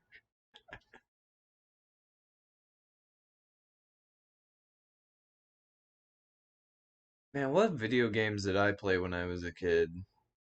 I just got thinking, like, the actual video games I started playing as a kid was the second Ratchet and Clank game, Going Commando. Ratchet and Clank Going Commando. It was one of my favorite. It is my all-time favorite video game on the PS2. Like that one is so good. So good. Nothing will top it. I love I love all the facial expressions that Ratchet gives, his front flip animation, the fact. Okay, so one of the limitations of PlayStation 2 era games were the fact that you had to make things like look good. Not exactly through graphics at the moment. Because like yes, while the graphics were decent at the time, it was still a hindrance to work with graphics due to storage space and whatnot. So like a thing that they did was that they'd make like in all PS2 era games that they made the polygons of the faces and whatnot like exaggerate and get bigger and smaller and whatnot for certain facial expressions, and that is fantastic to me. I love the extremely expressive faces or like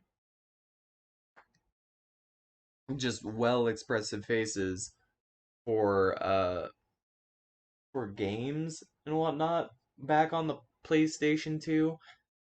And because even though technically it doesn't look realistic and whatnot and like the best, it it's really good. You get a bunch of good facial expressions because you don't you don't like spend all this time worrying about how realistic it looks. And that's kind of one of the things that wasn't too great on the remake of the game, because I played the remake of the first game on the PlayStation 4.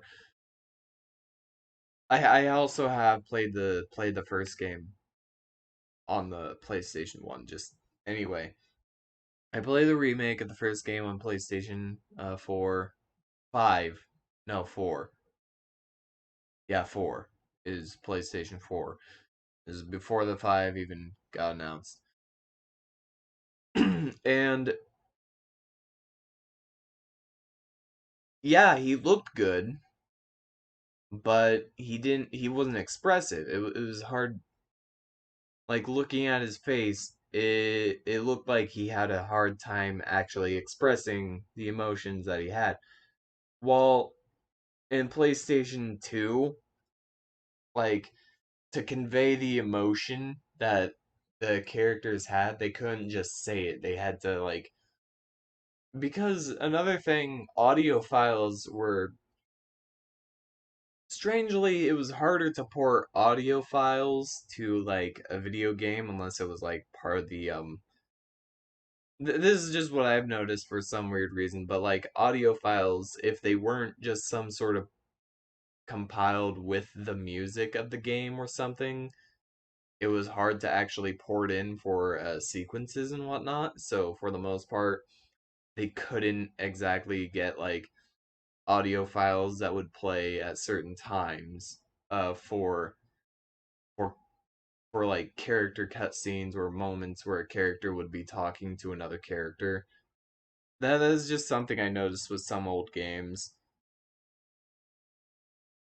Um, I mean, they got it pretty quickly. They figured that one out pretty quickly because it's just like sequencing audio files and whatnot. They've been doing it for years and what else, but this is just something I noticed with some old PS2 games. Anyway, I'm nearly out of my orange drink again.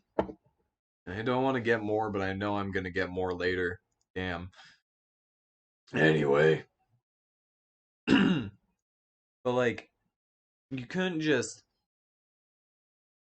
play the audio file of a character saying like, "Oh, that's sad." No, you'd also like, because of the graphics, you'd also have to really convey the emotion with them, and I miss the old days of really good expressions with the fucking polygons.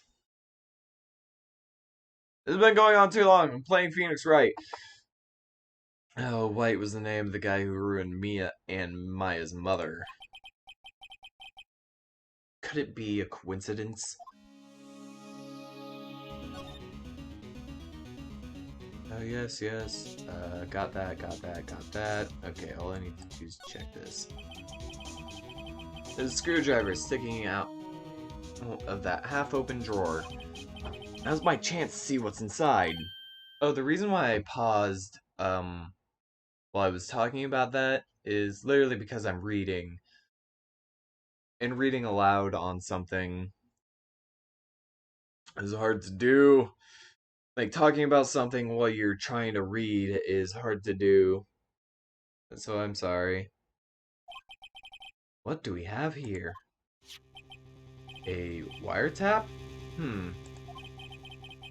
What would a woman like her be doing with a thing like this?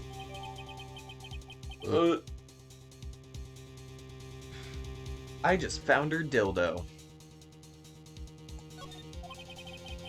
There's definitely something suspicious about this Miss May. Why do they say it like that? Why would she have something like this in her hotel room?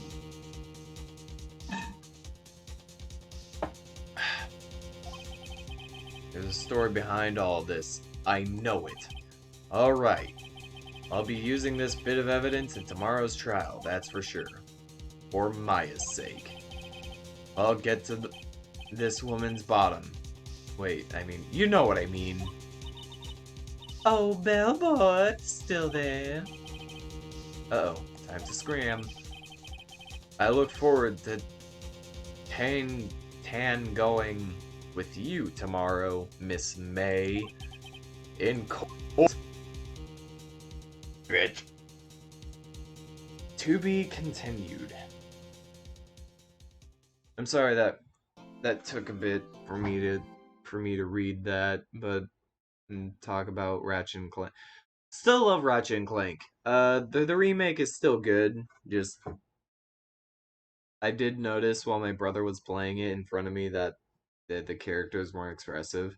It was his main complaint because he mainly grew up in that era of PlayStation like 1 and 2 games with like extremely they they weren't exaggeratory in the ways that make the game look bad. They were like really good in the ways that they'd exaggerate the faces. I remember like seeing Ratchet with his face and kind of questioning like with the parts of his body getting bigger and whatnot, and the parts getting small. And it's just I remember the good old days of PlayStation 2. And I'm old. I'm old. I feel old. Yes, I'm gonna say right there. Yeah. Can't I technically also save like during the middle of a trial? Damn, you have so many save slots. 10?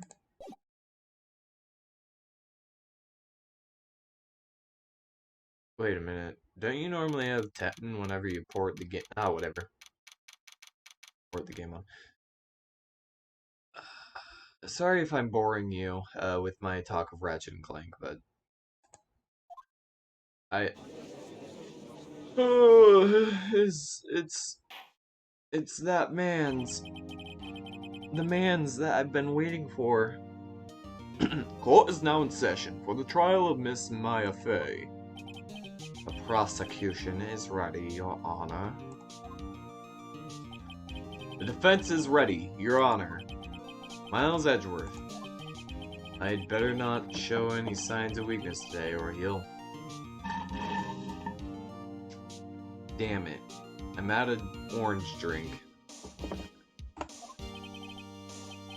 Mr. Edgeworth, please give the court your opening statement. Thank you, Your Honor.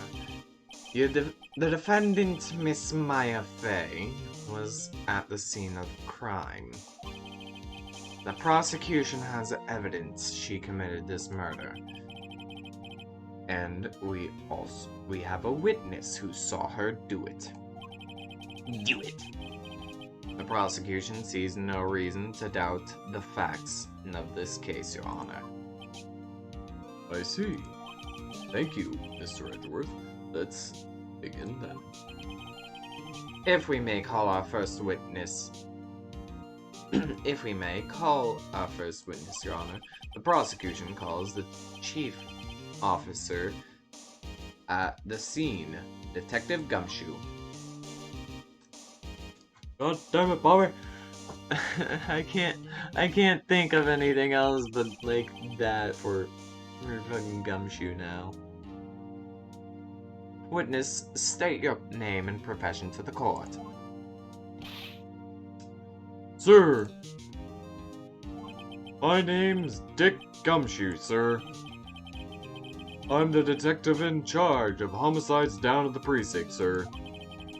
Detective Gumshoe, please describe for us the details of this murder. My salary is only 5 pennies. Please give me... Please, I need food. Oh, yeah, right. Very well, sir. Let me use this floor map of the office to explain.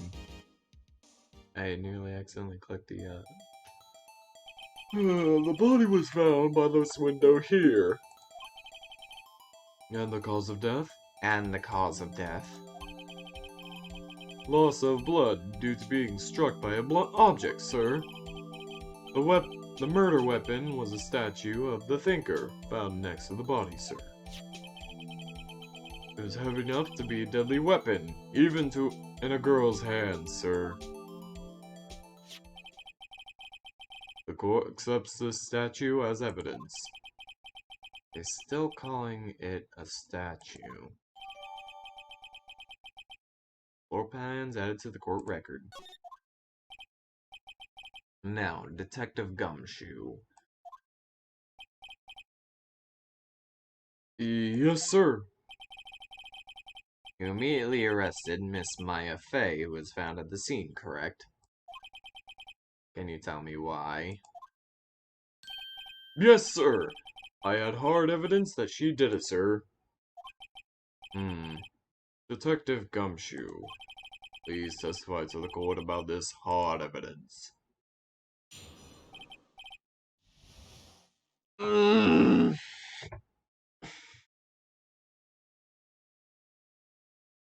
Maya Fey's arrest. As soon as the phone call came, I rushed to the scene. There were 2 people there already. The defendant, Miss Maya Fey, and the lawyer, Mr. Phoenix Wright. I immediately arrested Miss Maya Fey. Why? We had a witness account describing her.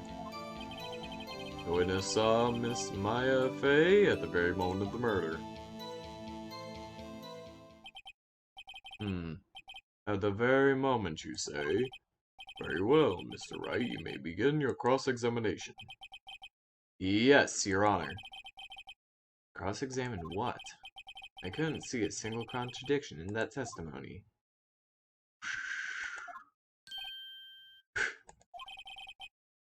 Hey, Maya just threw something at me.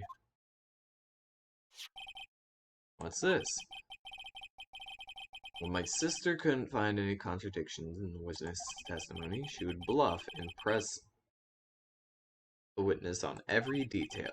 The witness always slips up and says something wrong. They worked lots of times. I should have expected Maya would know some of her sister's tricks. Alright, let's give this a try. Something the matter? No, Your Honor. I'd like to begin my cross-examination. Maya Fey's arrest. As soon as the phone came, I rushed to the scene. People there already.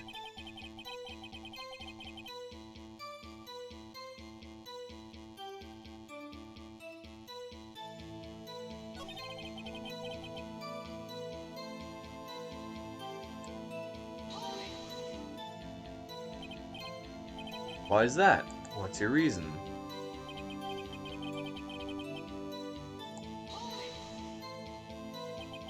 Hold on just 1 second. Yeah? If I heard correctly, you said you arrested her because you had hard evidence. She did, correct? Huh? Did I say that? Me? I heard you say it. You did say it. You said it.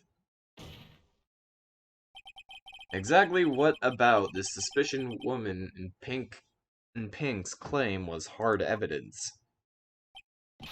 What? Miss May isn't suspicious, and she sure isn't Pink, pal. Well, I guess she is Pink. That's enough, Detective Gumshoe. Do you have any more solid proof other than her claims, Detective? I guess pressing can have its advantages. Yes. Ugh. Sorry, I got the order of things mixed up in my testimony, Your Honor, sir. There was something I should have told you before. Should have told you about, sir, Your Honor.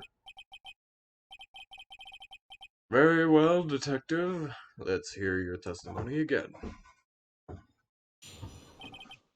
Hard evidence. After securing the suspect, I examined the scene of the crime with my own eyes. I found a memo written on a piece of paper next to the victim's body.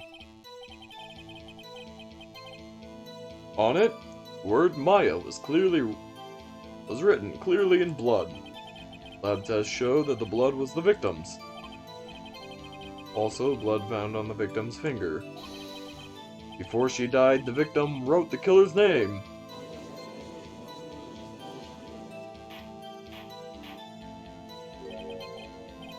How you like that? That's my hard evidence. Before we begin cross-examination, I have a question for you, Detective. Your Honor? Why didn't you testify about this vital piece of evidence the first time? I know, I'm real embarrassed I forgot about it, Your Honor, sir. Try to be more careful. Very well. The defense may begin its cross-examination. Yeah, and I know this bit.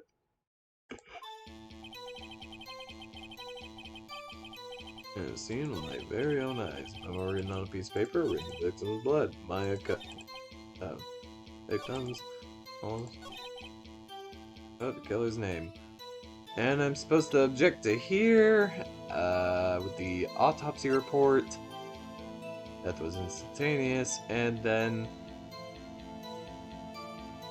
Edgeworth is gonna call me a dumb fuck. Detective Gumshoe. There's one thing that I want you to clarify for me here. You say that the victim, Mia Fey, wrote this note. She was accusing the defendant, Mia Fey. That's really what you're saying? What? This isn't one of those lawyery tricks now, is it? Of course she wrote it. Who else could have? You have it backwards, Detective. Backwards? The victim is the only one who absolutely could not have written it. This is a report from your department, Detective. Immediate death due to a blow from a blunt object. She died immediately. But... no butting your way out of this one, Detective.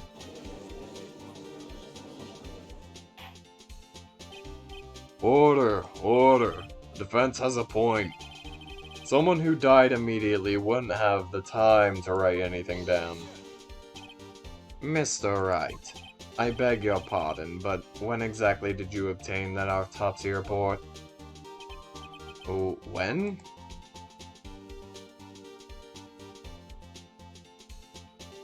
The day after the murder. It was the day after the murder.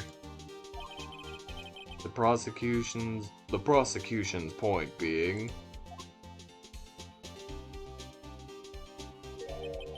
that autopsy report is outdated, Your Honor. What? A second autopsy report was performed yesterday at my request. Death was almost immediately, due to a blow from the blunt object, but there is a possibility the victim lived for several minutes after the blow.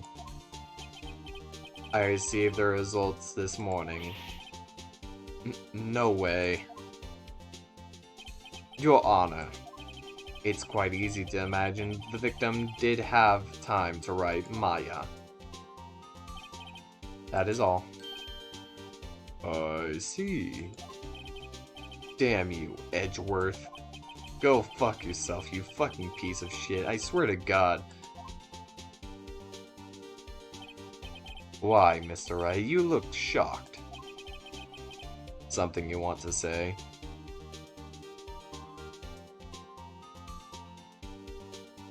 Here's sham, Edgeworth. Mr. Edgeworth? I've heard there's nothing you won't do to get your verdict. What reason could you possibly have had to request a second autopsy report? Mr. Wright, the defense will refrain from personal attacks on the prosecution.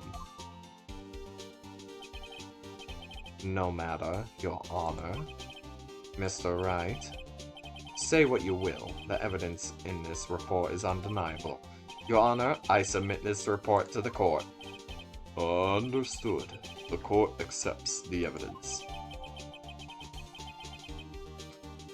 Autopsy report updated in the court record. Well, Your Honor, the evidence strongly suggests that the victim was identifying the killer. I suppose that's the obvious conclusion, yes. Darn, this isn't good. Fucking goddamn it. The prosecution would like to call upon its next witness. This poor innocent girl saw the murder with her own eyes. I will be... Let the witness, Miss April May, take the stand. Exactly what part of her is innocent?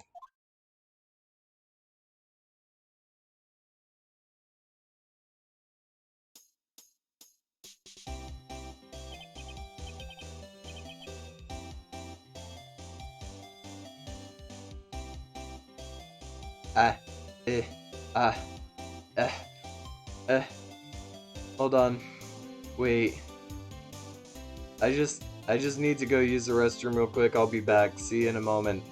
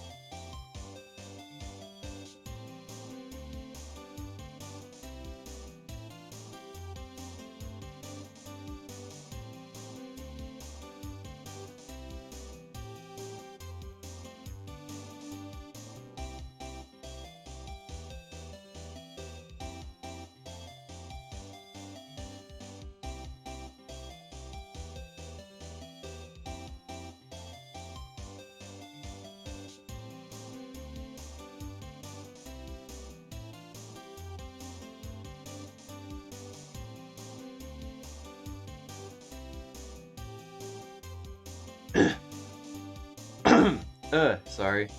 Hold on, I need to fix up my thing again because it, like... It understands what I'm doing, but... It always understands what I'm doing, but I need to, like, fix everything after it happened because it then doesn't realize that I'm still using my stuff and whatnot.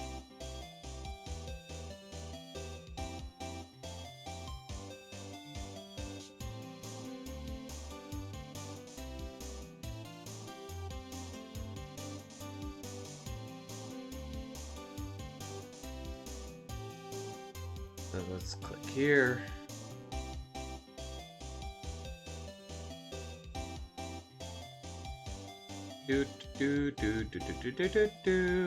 Okay, I think... Yeah, I think that's good now.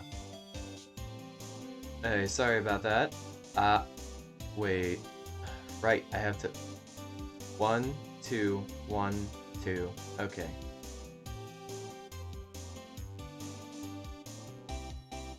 Oh, thank you for the raid earlier, by the way. That was the first raid I've ever gotten. I'm happy. I'm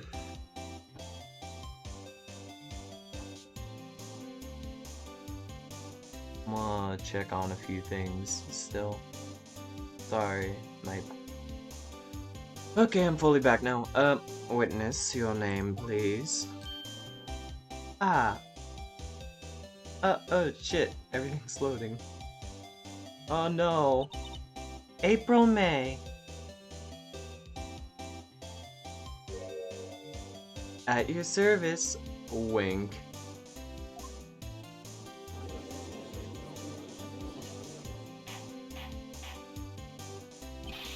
Order!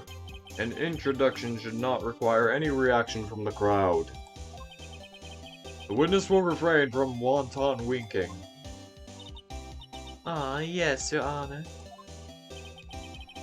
This is not good. She's already captured the heart of every man in this courtroom. Tell us, where were you the night of September 5th, when the murder occurred? Gee, I was like, my hotel room, tee-hee. I checked in right after lunch. And this hotel is directly across from the Fay & Co. law offices. That's right, big boy. Please testify to the court what you saw. Witness account.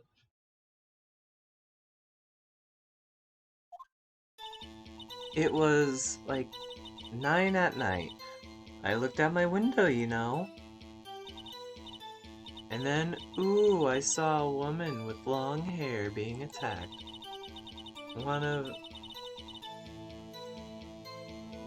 The one attacking her was the mousy girl sitting in the defendant's chair. Then the woman, dodged to one side and ran away. But then the girl caught up to her and she hit her. The woman with long hair. Then the woman with the long hair, she kinda slumped. The end. That's all I saw. Every bitsy witsy wonk.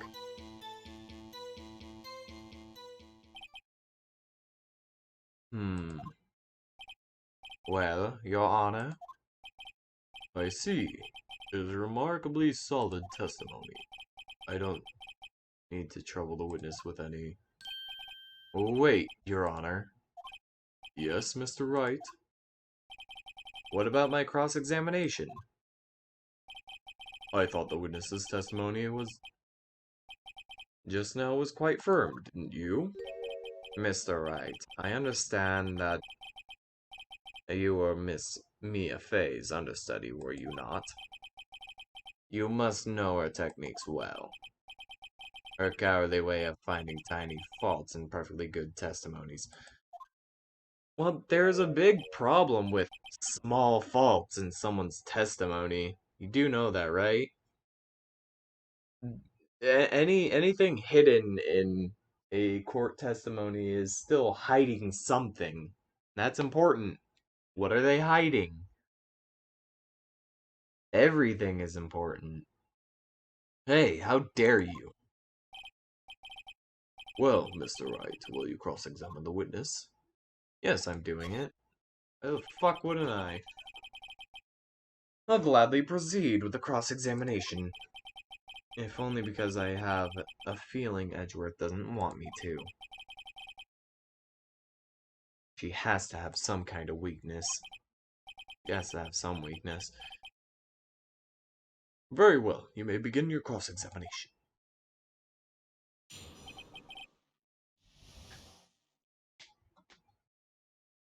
Okay. Just stretching my shoulder, don't worry. At night, and I looked out the window, you know. I'm a presser on that, actually. Why would you be looking at the window randomly at 9 at night? Why would you do that? Huh? Why? Why what? Why did you look at out the window? Were you expecting to see something? Oh, well, gee. What, that's it? She can't get out of this question that easily. I sort of, you know, had a feeling. Well, I have a feeling she's trying to avoid the question. Press a little harder on this one. Do it! Let's see, how far can I run with this? Surely you must have had a reason to look out your window at that time of night. Ooh! Her face. Objection! Mr. Wright, I will not have you badgering my witness. Badgering? You insist on needling her with these trivial questions. I really don't think it should be allowed. Yeah, stop him. The poor girl. Shut the fuck up. Mr. Wright, you have been warned. Poor girl, what about poor me? You looked out the window, what did you see next? And then, ooh, I saw a woman with long hair being attacked. The one attacking her was a mousy girl in the defendant's chair. How do you know she was the defendant? Huh? Well, you know, she had a girlish physique. Women knows these things. Look, I just know, okay? There was only one person at the scene of the crime with short girlish figure. The testimony is bulletproof, Your Honor. He's right. Hold on a minute. That testimony stinks. Oh, what? Miss May, I'm willing to bet that you're lying. Are you telling the truth? Did you really see the defendant?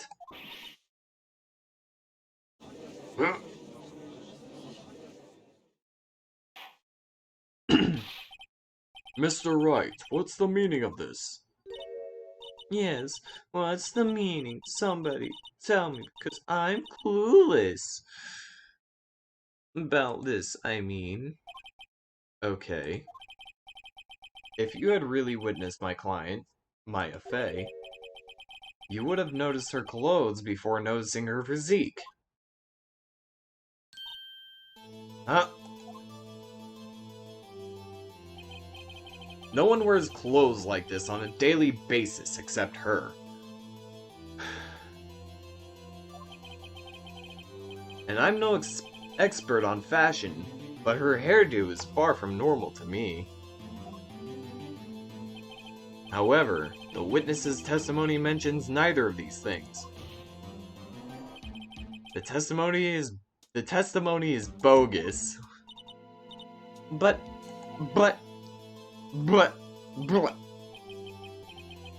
Still, we don't know if she was dressed that day on the night of the murder. She was, Your Honor. I saw her. And so did Detective Gumshoe. What do you say to that, Miss May? Brr, what are you trying to say, you mean lawyer? I saw what I saw. I just didn't think all the trifling little details were necessary, darling.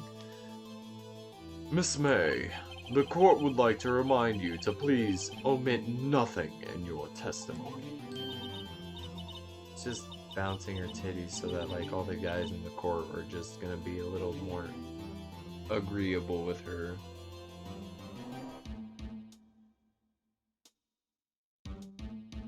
I'm sorry, Your Honor. I'll be a good girl. I promise. Oh. Your testimony again, if you would. Damn, I almost had her. Witness testimony. I get a new testimony to go through. I did see everything. I did. The victim's woman dodged the first attack and ran off to the right. Okay.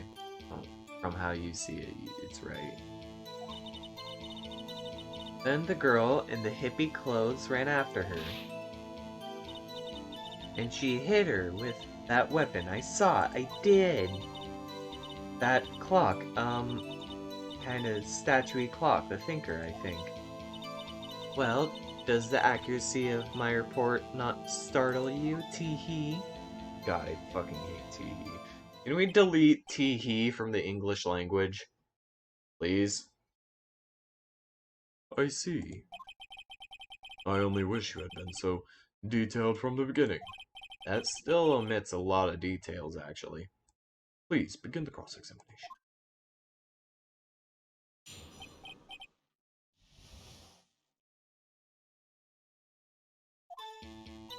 I did, I saw everything I did.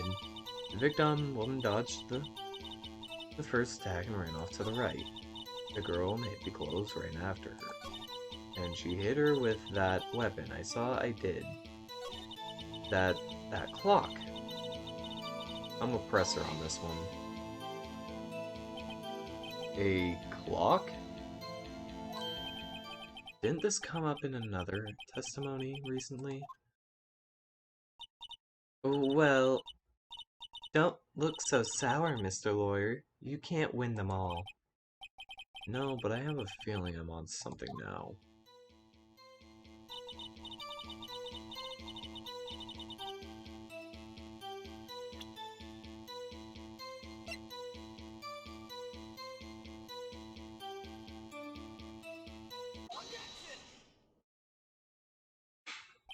Miss May, what you said just now was quite revealing. Revealing? Ooh, you'd like that, wouldn't you? You naughty Mr. Lawyer. You're the one bouncing your tits, you fucking... Anyway. You just said that this statue of the thinker was a clock. But there's no way of knowing that just by looking at it. Burp. Another person in much the same position as you recently called this a clock too. And he was found guilty of murder. By me, Mr. Phoenix Wright. Get fucked. Order, order. Miss May, can you explain how you know this was a clock? Ooh.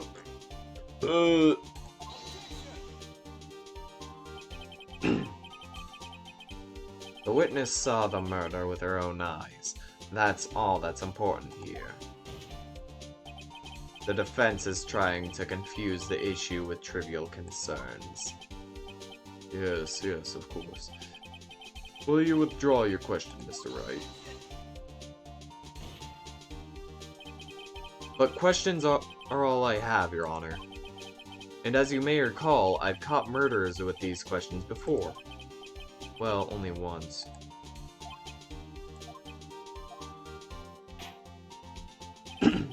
Objection sustained. You may continue your question to question the witness. Whew, that was close. If he'd stopped me there, the trial would be over. Huh? What? So, what happens now? What happens now is you answer my question. How did you know it was a clock? What? That's... because... I heard it. Yes, I heard it say the time. So, you've been to the law offices of Fay & Co. No. Hey, I didn't say that. Why would I go there? I heard it from my hotel room, hee hee. Oh. The law offices of Fay & Co., where the murder took place, is very close to the hotel. She could easily have heard the clock. Well, Mr. Wright, are you satisfied? No, Your Honor. I can't give up now. I'm not satisfied because she couldn't have heard it. You were at the hotel. There is no way you could have heard the clock go off in that building next door. You have proof that she could not. Amateurs. Listen to me, Mr. Wright. In the courtroom, proof is everything. Without it, you have nothing. You are nothing. Then I would like to propose a test to see if she really could have heard it. The prosecution denies your request. What? On what grounds? This is a trivial matter, with no direct bearing on the case at hand. Indeed. Objection sustained. Damn. Time to switch directions. Quick. Ready to proceed, Mr. Wright? No, Your Honor. I can't give up now. I'm not satisfied because it couldn't have rung. Your Honor, members of the court. It is inconceivable that the clock in question could have rang. It is empty. That clock is missing its clockwork. From an early time to late day, it has been missing its clockwork. How could you possibly? Just take a look, right now. Oh. See anything interesting, Your Honor? It is as the defense says. This clock is missing its clockwork. Howdy, howdy. Welcome to the stream. It's quite empty. How you doing, Poke Gamer? 69. Lamau. I'm playing Phoenix Wright. It's fun. Mr. Wright, would you care to explain to the court the meaning of this? That's good. That's good. It is as you can see. The clock was empty. It couldn't have rung. Therefore, this witness is a big fat liar. That? Well, Miss May? Tisk, tisk.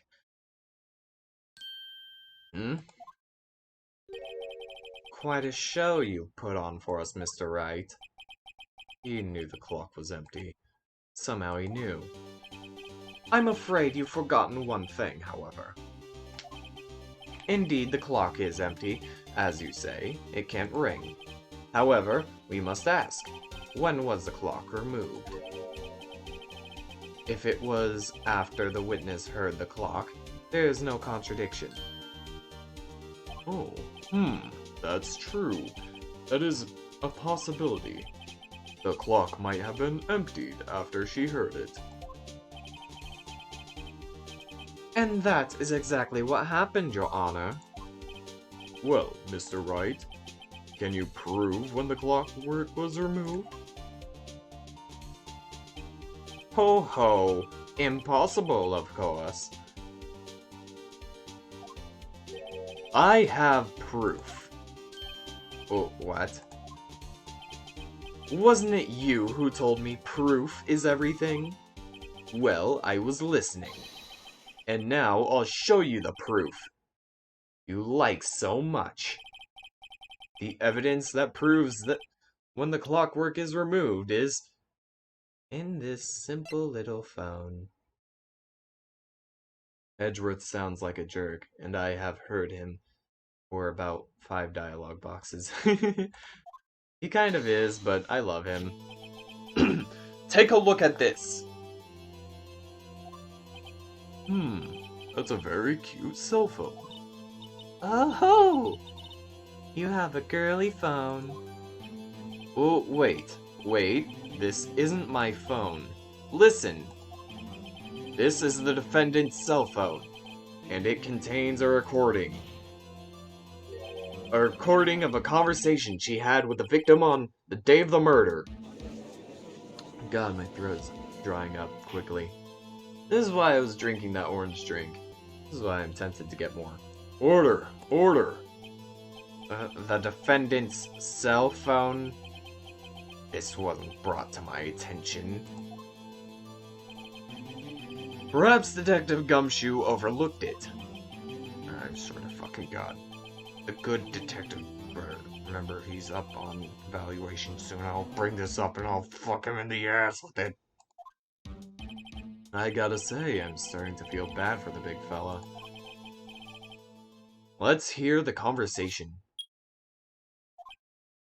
So you just want me to hold on to the thinker for you then? If you could. I should probably tell you, the clock isn't working right now. Huh? It's not working? That's lame. I had to take the clockwork out. Sorry. Poor Gumshoe getting his pay docked. Yeah, I feel bad for Gumshoe. Like, the main punishment he gets for trying to do his job is his pay docked every single time, even though he's doing his job kind of properly. He's doing all the right things, and then he gets fucking fucked over for it. Your Honor, I think this makes it clear that the clockwork was already gone by the time this was recorded. Sorry. Which was well before the witness even arrived at our hotel. Like, the poor guy is doing his job and he gets his pay docked every case. Yeah, Edgeworth is just like, evaluation time is coming soon. Are you ready? And Gumshoe is like, I already live in a cardboard box, Edgeworth, please. Which was well before the witness even arrived at her hotel. Time to live off of a penny, Gumshoe!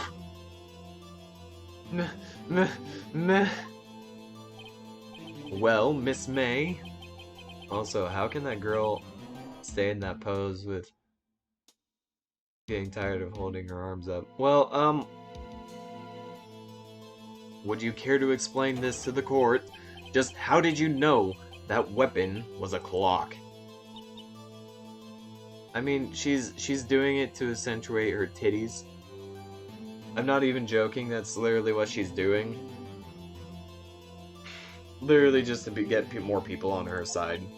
Oh, well, isn't it obvious? I saw that clock before. What store was that in again? I go to so many. Oops, I forgot. Wink. The witness had seen it before? That would make sense. Does the defense have any objections, Mr. Wright? Yes. The witness claimed she had seen it before. But this directly contradicts a piece of evidence already submitted to this court. Well then, let's see it. Please produce this evidence. Prove the witness had not seen the clock before. The clock itself, made by Larry Butts. It's simple. This clock was never in any store, ever. What? A friend of mine made that clock. Only two exist in the world. And the one that isn't here is in police custody. Listen, girl, you're lucky this ain't an all-female court, or you'd be out of luck with your charms. Yeah, very true, very true. Impossible. Everything is sold in stores. Fucking liar. Not everything. Miss May, I think it's high time you went shopping for better excuses. Ow, that hurts my throat. Oh, excuses not on sale today? Oh, oh ho ho.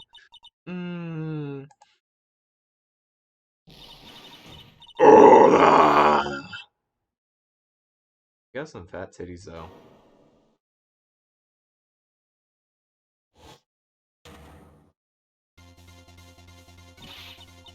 What's it to you, porcupine head? That stupid clock doesn't matter, okay? She did it, and she should die for it. Die! Okay, look. You know it's like 15 years for one murder, right? She isn't a serial killer or anything. That's a really high punishment for one murder that you're accusing her for. And that's kind of insane. That's probably the actual sentences that happened with the people that come into this court. Whoa, let's not get ahead of ourselves. This is a court of law, and the witness will remain calm. Oh.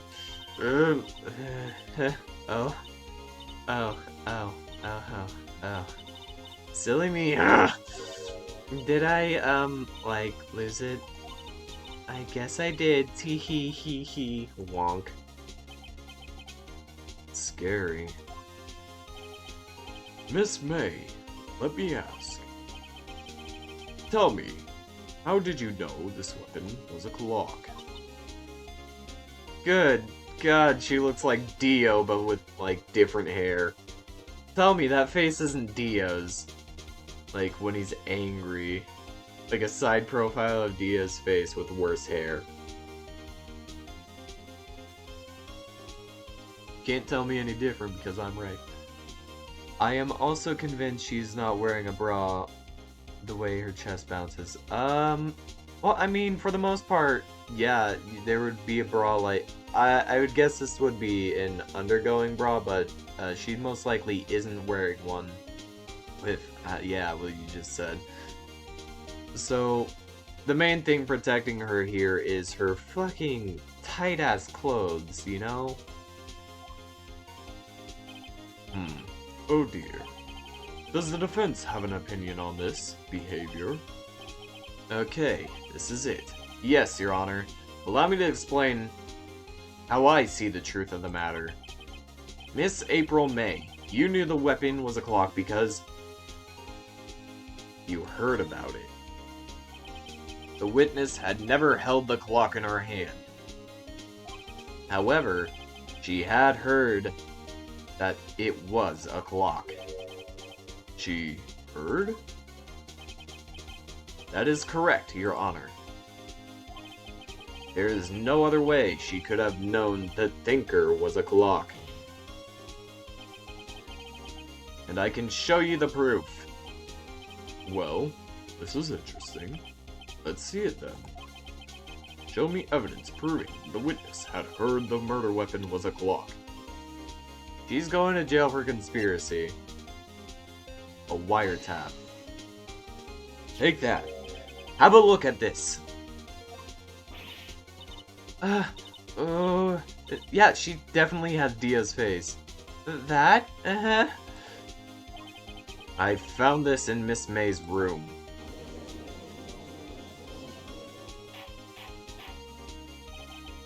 Mr. Wright, please explain to the court what this is. Can I save right now? Okay, yeah, I can. Backspace. Miss April May, you were tapping the victim, Miss Mia Fey's phone, were you not? Yeah, so if I didn't get to read that. Sorry.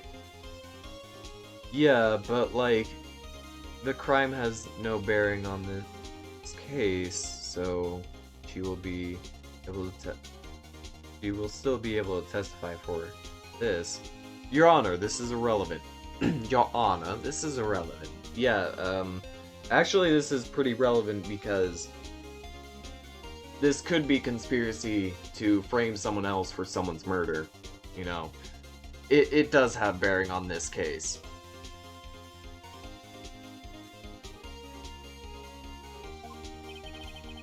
I'm not entirely sure that it is. Objection overruled. It troubles me that our witness is in possession of a wiretap. This is outrageous. Does the defense truly claim that the witness was tapping her phone? Absolutely. even if that was the case, which is not, you still have to prove one thing. Did the victim ever say that the weapon was a clock on the phone? Actually, yes. Can you prove that? I think not. Did you not listen to the recording? Oh yeah, I think I can. It's simple. What? Your objection is irrelevant. Here's my proof. The proof that the victim said on the phone that the weapon is a clock. I just need to present this again. I present the defendant's cell phone. Yes, we've seen that. Listen once more to the conversation between the defendant and the victim. I'm sorry, but like, the music just beep is out of there. Mia, what's up? You haven't called in a while. Well, there's something I want you to hold on for me. Again? What's it this time? It's a clock. It's made to look like that statue, the thinker, and tells you the time. Miss April May, you used the wiretap to listen to this conversation. That's how you knew the thinker was a clock. Am I wrong?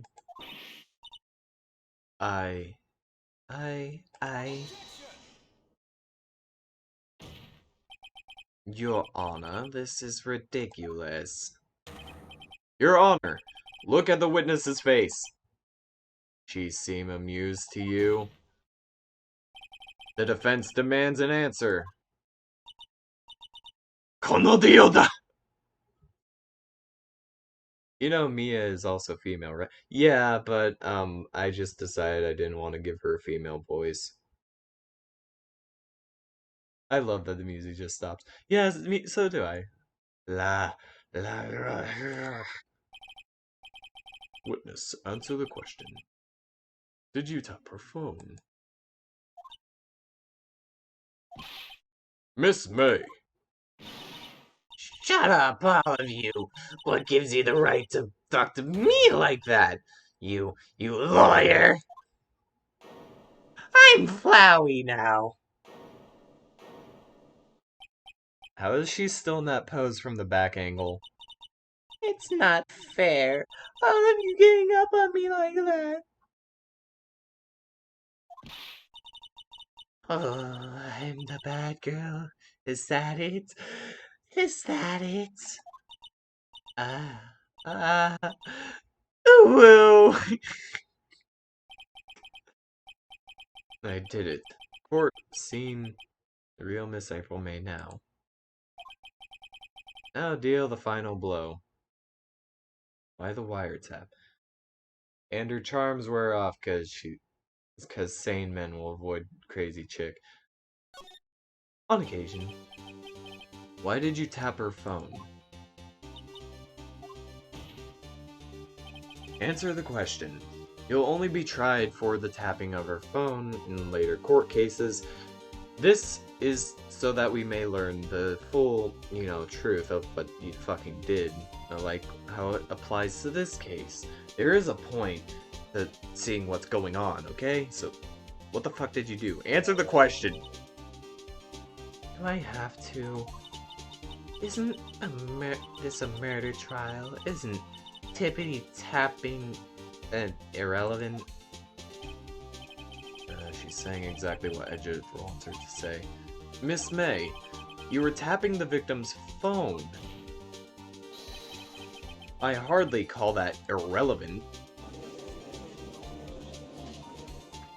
Like, for one... Okay, sane men using their brain. Yeah, that is true. But sometimes, like, crazy ladies will also, like, find their way to worm into your life by doing stupid shit. While this court does not condone the defense's tone of voice, he has a point. Well, Miss May, do you have an explanation for the court? I agree with you, 69, Mr. Pokey. Mr. or Mrs. Please, attest to the court what you are. Miss Pokey Gamer 69. Nice name, by the way. Play Pokemon? Can you prove you had nothing to do with the murder, even though you tapped her phone? Ha! I'd like to see her pull that off. Mr. Lawyer, I saw that evil grin. It's not evil. You're probably thinking, I like to see her pull that off, weren't you? Oh no! It's Joseph Joestar! Yeah, play Pokemon. Well, used to have in a bit. Pokemon's good. Well, you've not seen first man who's thought that, and of course, I can and will. You can't be serious. No way. Way, I say, way! Oh, and I assure you, I'm serious, Mr. Lawyer. Okay. So, the killing happened around 9 at night. Sorry about burping. Why, that's when I was getting room service from that sweet bellboy. Room service? So, you were getting room service, and you also saw the murder at the same time. Iced coffee, I believe it was. Iced coffee, you know, like normal coffees, but cold. Like your heart? If you don't drink it quick, the ice melts and then you have regular cold coffee. Ice coffee. Think I'm making this up as the bellboy. A wonk. Ergo, the witness was not on the scene at the time of the murder. Yes, but she also didn't witness the murder. God fucking damn it. Because that would be around the time of the murder, you stupid! So where does that leave us? It is my great displeasure to inform you that the witness appears to have been tapping the victim's telephone. Huh? Cold coffee is good though. I tried some. I'm not a fan of coffee, so don't get me wrong. It can be sweeter than normal coffee too, but I don't like coffee. The smell of coffee is good though. The witness appears to have been tapping the victim's phone. However, that is a separate crime with no bearing on the current case whatsoever. Her testimony stands. She saw the defendant, Maya Fey, commit the murder. No, you're going to just let her walk away? There's no way I can win this unless I tie Miss May to the murder somehow. Well, does the defense have anything to say? Well, think of something.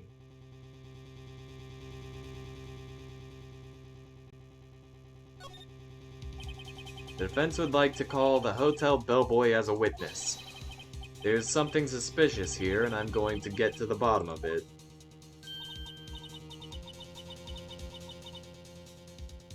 I mean, I don't really like it too much either, but some store-bought coffee I like. I mean, like, I have to say, Starbucks can be pretty good because they do make some pretty sweet coffee.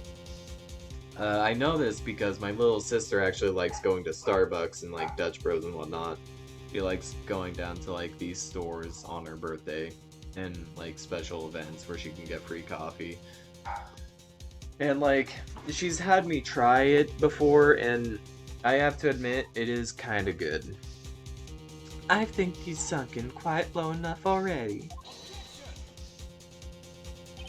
I object to calling the bellboy. Why? What's your reason? Because I hold that the wiretapping had nothing to do with the killing. However, if you agree to one condition, I'll consent to calling this witness. Condition? If Miss April May's alibi is not called into question after you examine the bellboy, then you will recognize that Miss April May was not the killer, thus she is innocent. And thereby you must also accept the verdict of guilty for Miss Maya Fey. That is my condition. What? I'd better find something suspicious in that bellboy's testimony. Otherwise, Maya will be declared guilty on the spot. What should I do?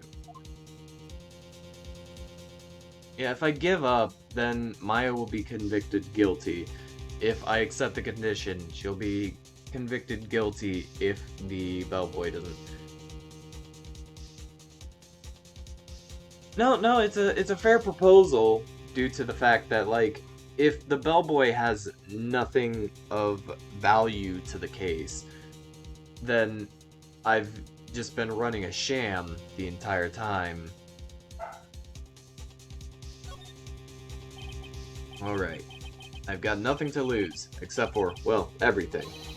Understood. I accept your condition. Fool. You fell right into my trap. Uh-oh. Wait. Very well. The court calls the hotel bellboy to the stand. The bellboy is the way to go, by the way.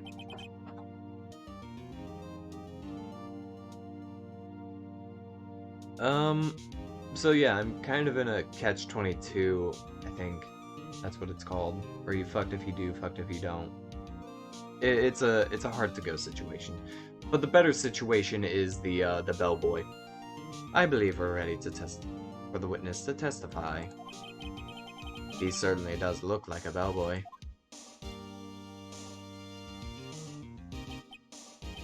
Yes, sir. I received your summons in the middle of work. Sir, I'm happy to be of service. The tea looks rather heavy. So without further ado, the witness may begin his testimony.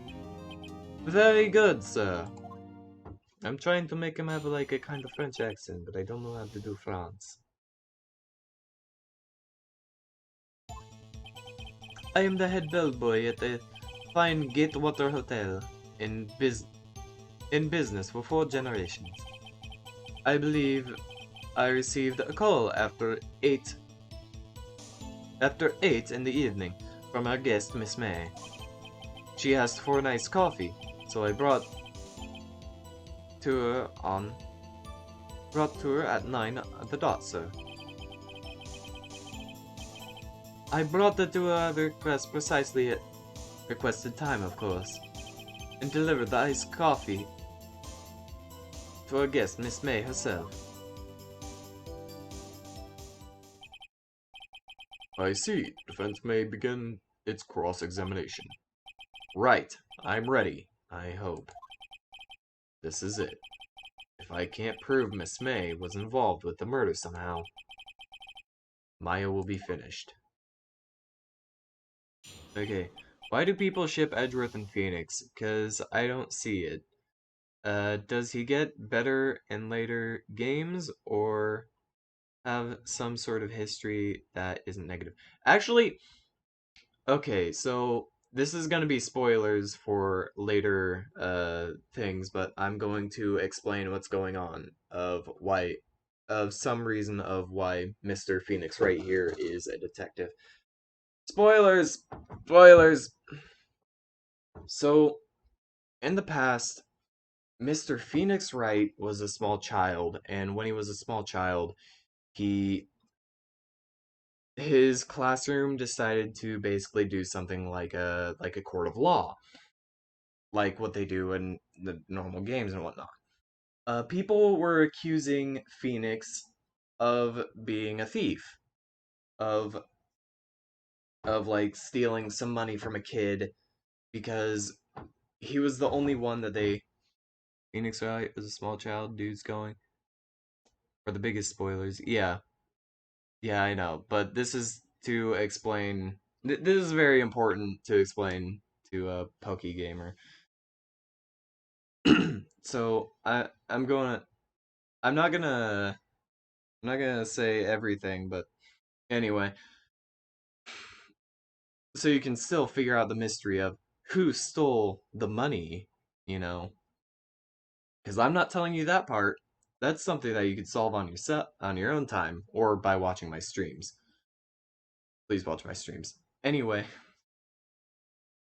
so they thought Phoenix had stolen some lunch money, and when the classroom held him as court, they all the children were basically like kind of just being a dick, and they were accusing him of being the thief, and the teacher was ready to conclude that Phoenix Wright had been the thief. Well, someone in the classroom raised an objection. They've been protesting that there was no evidence that Phoenix had stolen anything, that there was no possibility that Phoenix actually, did anything wrong. And the kid that raised this objection was was Mr. Edgeworth himself, because at one point Phoenix and Edgeworth were in like basically grade school classes with each other. And it was one of the things that inspired Phoenix Wright to become an ace attorney in the first place, because when he had no one at his defense, um, this Edgeworth at his time of basically like while his father was still alive had defended him and made sure that no one would bully Phoenix for this small uh amount of thievery, and it's like one of the more touching moments of the game in my opinion. So, and Edgeworth didn't always want to be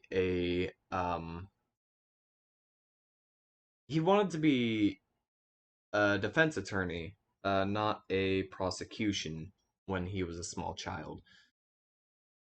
And he was a very adamant child. He was a very good boy. Edgeworth is not as bad as he seems. He's a good boy. But yeah, I don't get the shipping either. Um, because that's just kind of weird. The facts do not point to Edgeworth and Phoenix actually liking each other in that way, and I don't get it. But I guess it's because they're rivals. I don't get why people ship their rivals. Like, they're good at being enemies, and that's their friend dynamic, but it's not their loving dynamic. Like, you don't get love through a rivalry. You get friendship from a rivalry, because that is someone that you can compete against. That is someone that you can like have fun to fight against, and I don't get it. Well, maybe they're ace. Well, that is why they call them an ace attorney. No, I'm just joking with that one. And keep their romances on low key. Well, for some reason, rival shipping is super popular. Yeah, I know that. It makes no sense to me. These people like to fight each other. That is the whole dynamic of their friendship. These people like to argue and combat each other. It is the best part of a rivalry. And it's like friendship, but I punch you and you punch me, and that's how we act all the time. Not all the time. You can work together and whatnot, but still, it's the main part of your dynamic. A fight makes for good stories, at least. You know what? Yeah. Not good fan fictions, but good stories. Anyway, bellboy. I am the head bellboy at Fine Gidwater Hotel for 4 generations. I believe I received a call at 8 in the evening from a guest, Miss May. She asked for an iced coffee. I brought her iced coffee on the dot, sir. To be honest, I feel the bellboy is either French or British. I'm leaning more towards British. I think I'm going with British. No, French. I mean, I'm trying to do a French kind of accent thing for him because... I don't know, I like the French more than I do the British. But that could be just because I'm American.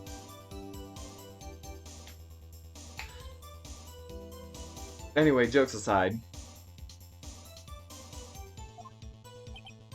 Yes, I confirmed that detail several times. She was watching a program on the TV and wished to drink after she finished, 9. At the time of the murder. I mean, he could be a mix. What if he's both French and British?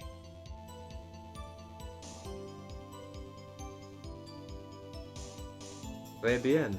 I don't know what très bien means.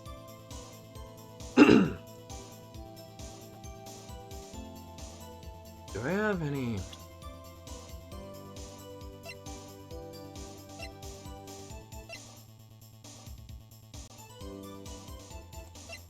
Do I have anything that confirms a time? Doesn't seem like anything here is confirming a time, so I shouldn't, I'm gonna press him on this. Yeah, that's what I mean. Whatever. Precisely 9, then. Precisely, exactly, and most definitely so. 9 p.m. How can you be so sure? Miss May was quite insistent that it be brought then. Oh, bellboy, tee-hee. Would you like iced coffee? I would like iced coffee, exactly 9. Something like that, sir. Therefore, I knocked on her door at the crack of 9, sir.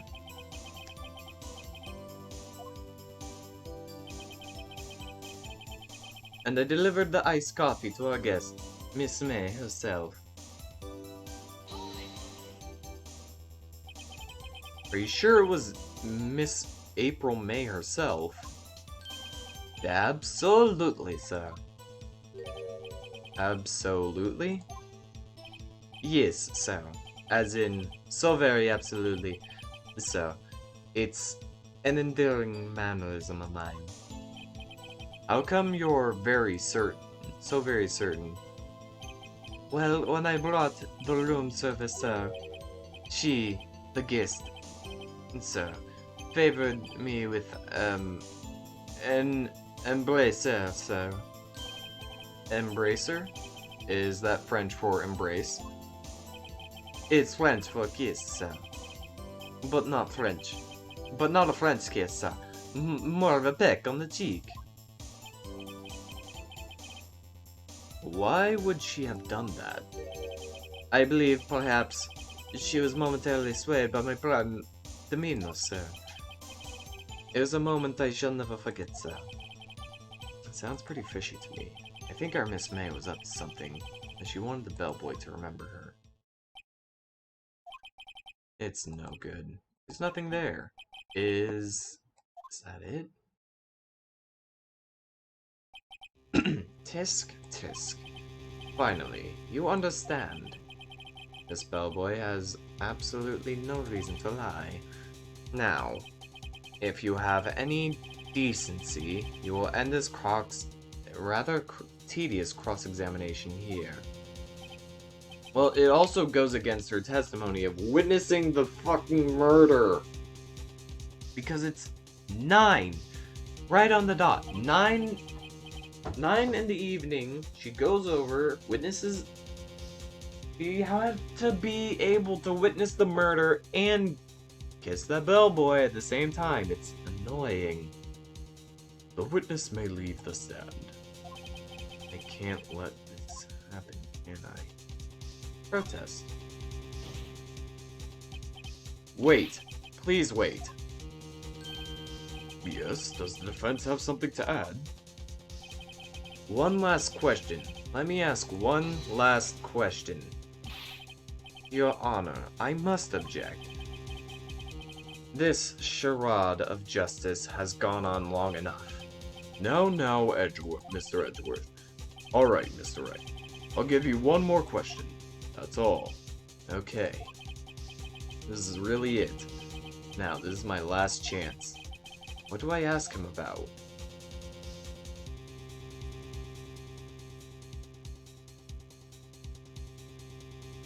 Check-in. Tell me about check-in. Tell me about when you checked in Miss May. Oh, alright. Very well, sir. My first thought was she was a beautiful person. She was just my type of gal. So, it was a disappointment, really. I see. Excuse me, what exactly was a disappointment? Well, I am not without charm, sir, but even I'd have little chance with her lover there. What did he say? What did you say? Oh, rather quite. Bellboy, tell us the truth now. Did Miss May check in with another person? I object. That was objectionable. Objection overruled. The witness will answer the question. Yes, I see. Merci. I don't know what mercy means either.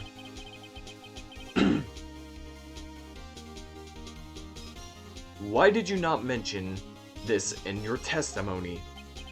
Well, sir, you didn't ask. Nice try. That's the sort of thing you're normally supposed to mention. Ah, yes, quite. Indeed. It was a good barista there, Mr. Edgeworth, who... Barrister. He asked me not to mention if I wasn't specifically asked, so. Poor Edgy, you shall get no mercy. Not mercy as in like the word that means.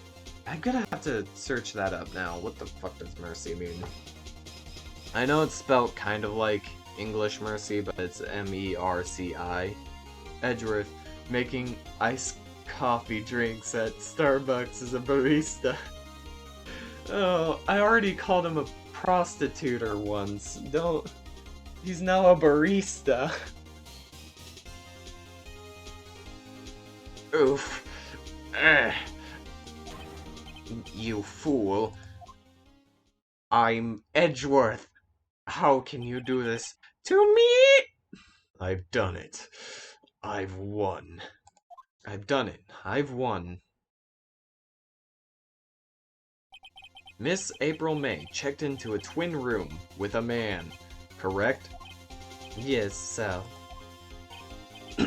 Then, when you brought them room service, you didn't see that man in the room. That's right, Sal.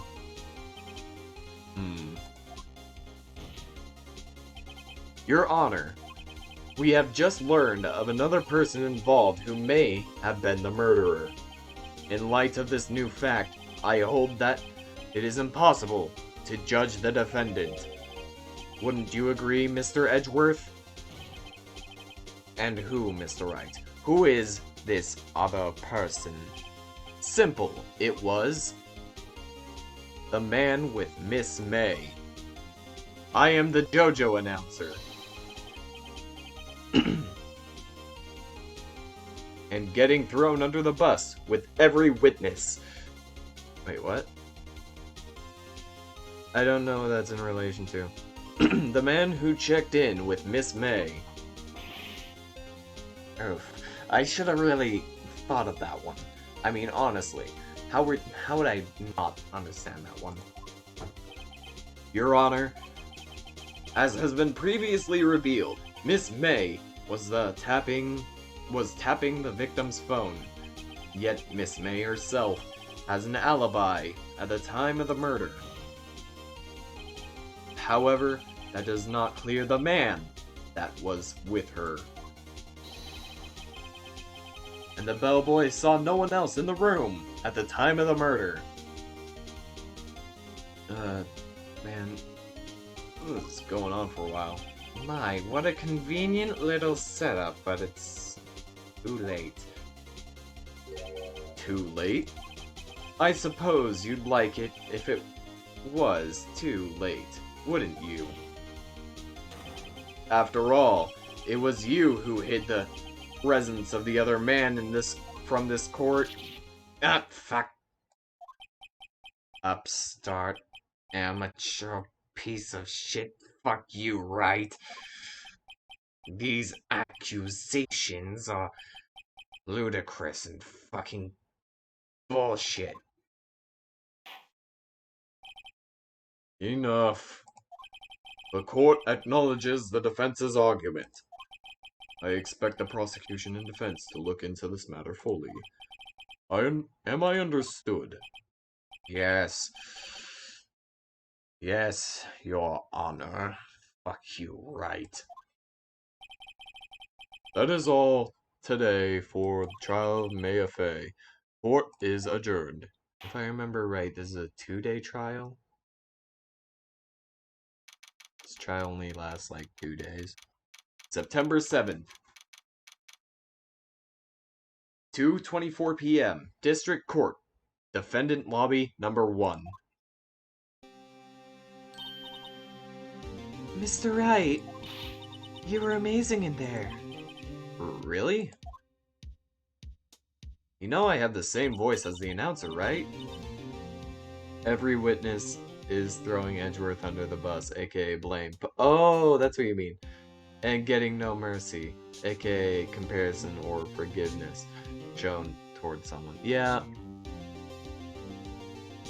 While playing this game originally, I was like, I always thought of a sword fight and like I'm stabbing Edgeworth or something. It is stupid and weird. I think I might be your newest fan. Oh, I was just doing my job, you know? Then again, that other attorney was pretty cool too. Huh? That face of his, with his eyes wide and trembling lips, sent shivers up my spine. If you say so. So, what happens with me? Stabbing him with words. That's basically what happens in the anime. Yes, there is an anime. I hear it's pretty good for my little sister. Do I get to go home now? Well... No, I don't think so. Not yet. Oh, I see. But I got a great lead in today's trial. Lead? That man with Miss May, he's the key. Oh, I get it. What happened to Miss May after that, anyway? I heard they arrested her. I guess she's learning her charms won't work everywhere. Especially in female prison. Nope, you don't. You have to stay here. She's probably at the detention center now. I may have to go down there later. Anyway, this case is far from closed. Yes, sir. I'm going to find out more about this man. Do you think he was the one who... Maybe so. Sis.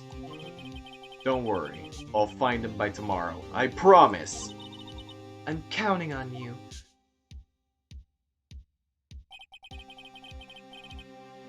I asked for full record of April May's testimony. I thought it might come in handy during the trial tomorrow. But now that I have it, I'm not so sure. Most of her testimony was all lies. In fact, there's only one part that hasn't been stricken from the record. Oh, I don't know how much good this will do me at all now. Anyway, time to hit the pavement and do some investigating. Maya doesn't belong in that detention center, and it's up to me to set her free. You'll rise like a phoenix. If I remember right,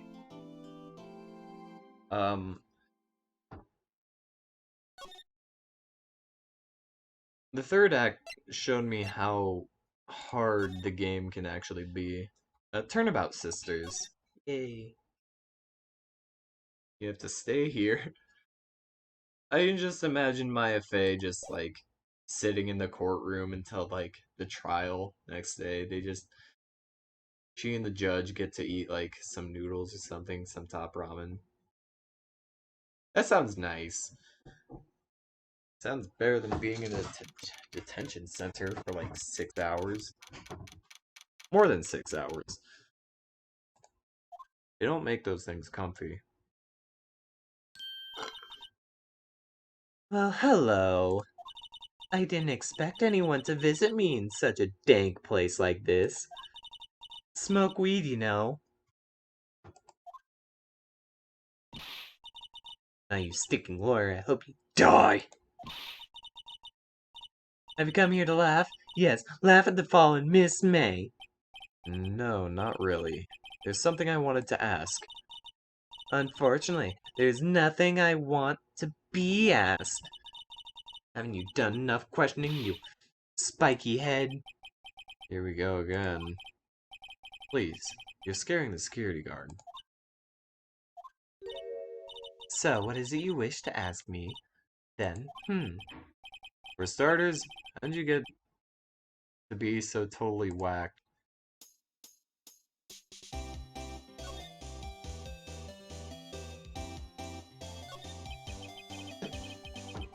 Why did you place a wiretap on Mia's phone? Aw, when you say it like that, it sounds so cold, so criminal. Tapping people's phones is a crime, Miss May. Oh, and I suppose you learned that in lawyer's school. Yes, I've learned law. That is the point of becoming a lawyer. Creep. This woman is impossible to talk to. That man? About the man that stayed with you in your hotel room. Can you tell me about him? Where is he? Come on. No way, Jose. Maybe if I had something to get her to talk. Say, why are you so angry? I mean, you don't look like a bad person. Oh, that does it! Bottom feeding, scum sucking lawyer. Bottom? I can't tell. Does she have a thing against lawyers? Or just against me? Yeah, she's a bright and cheery bitch with a big booba. You have to stay here. Yeah, you learn law in law school. Shocking, I know. That would have been better to say. God damn it. I'm gonna examine. This is my favorite thing to do. Smile for the camera. This guard monitors this visitor's room. He hasn't moved an inch. A real pro, this guy. Or maybe he just doesn't get to see a lot of women like Miss May in here. This is just my favorite thing to do. Look at the camera and look at the guy back there. See what the flavor text is. Do I have anything special?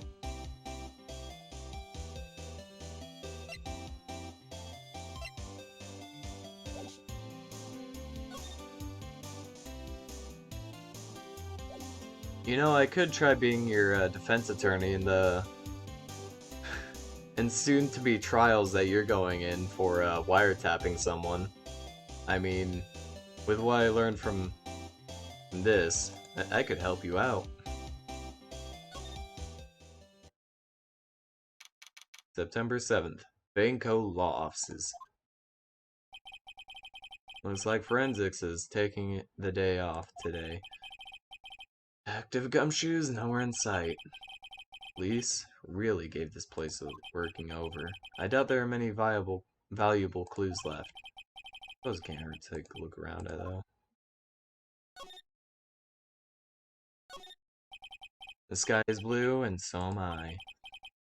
There's that hotel right across the way. Mia's favorite potted plant. I guess I'll have to water it now. Old movie poster, apparently. This was the first Mia. Try check it out one of these days. Just checking everything, just making sure. Mia's desk, perfectly clean as always. The only thing that's missing is Mia. Couldn't cram more legal books in here, even if you wanted to. All the cases that the chief worked on are filed here. Some of those files are missing. Nah, I'm imagining things. Nope. You got it quite right, Mr. Wright.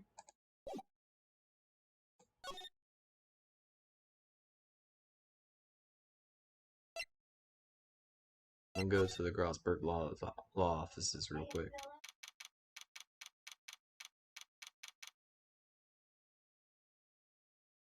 Alright. Spend near 4 hours. Huh. Looks like Grossberg is out today. Again. Maybe he's avoiding me for some reason. Hey, so I do gotta go. And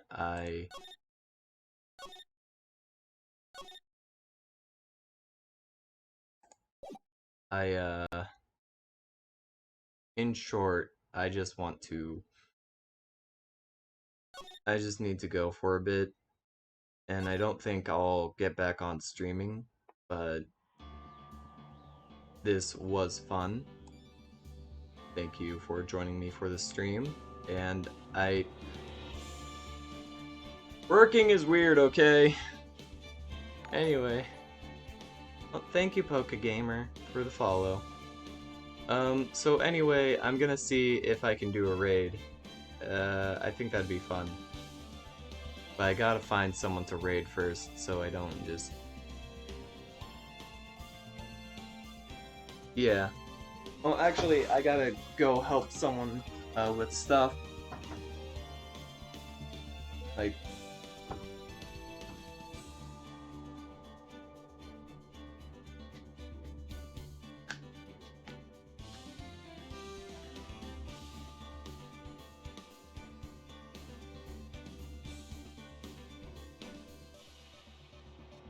So I'll be a second or two before I actually show you the goodbye tab.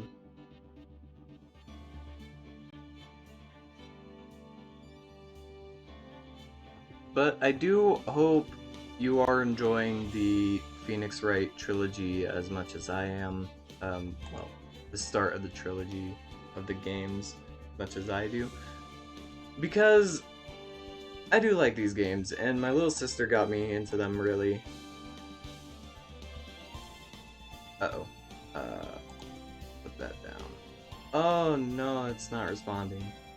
Okay, it just has to load for a bit, and there we go.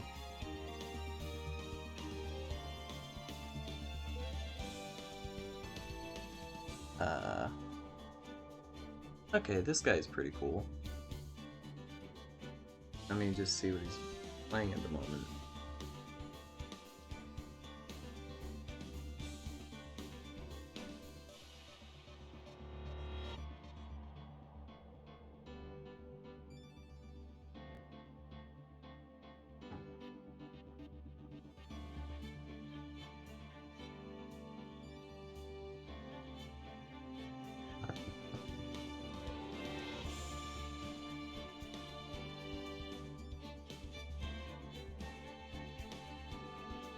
Well, I hope everything can load, honestly.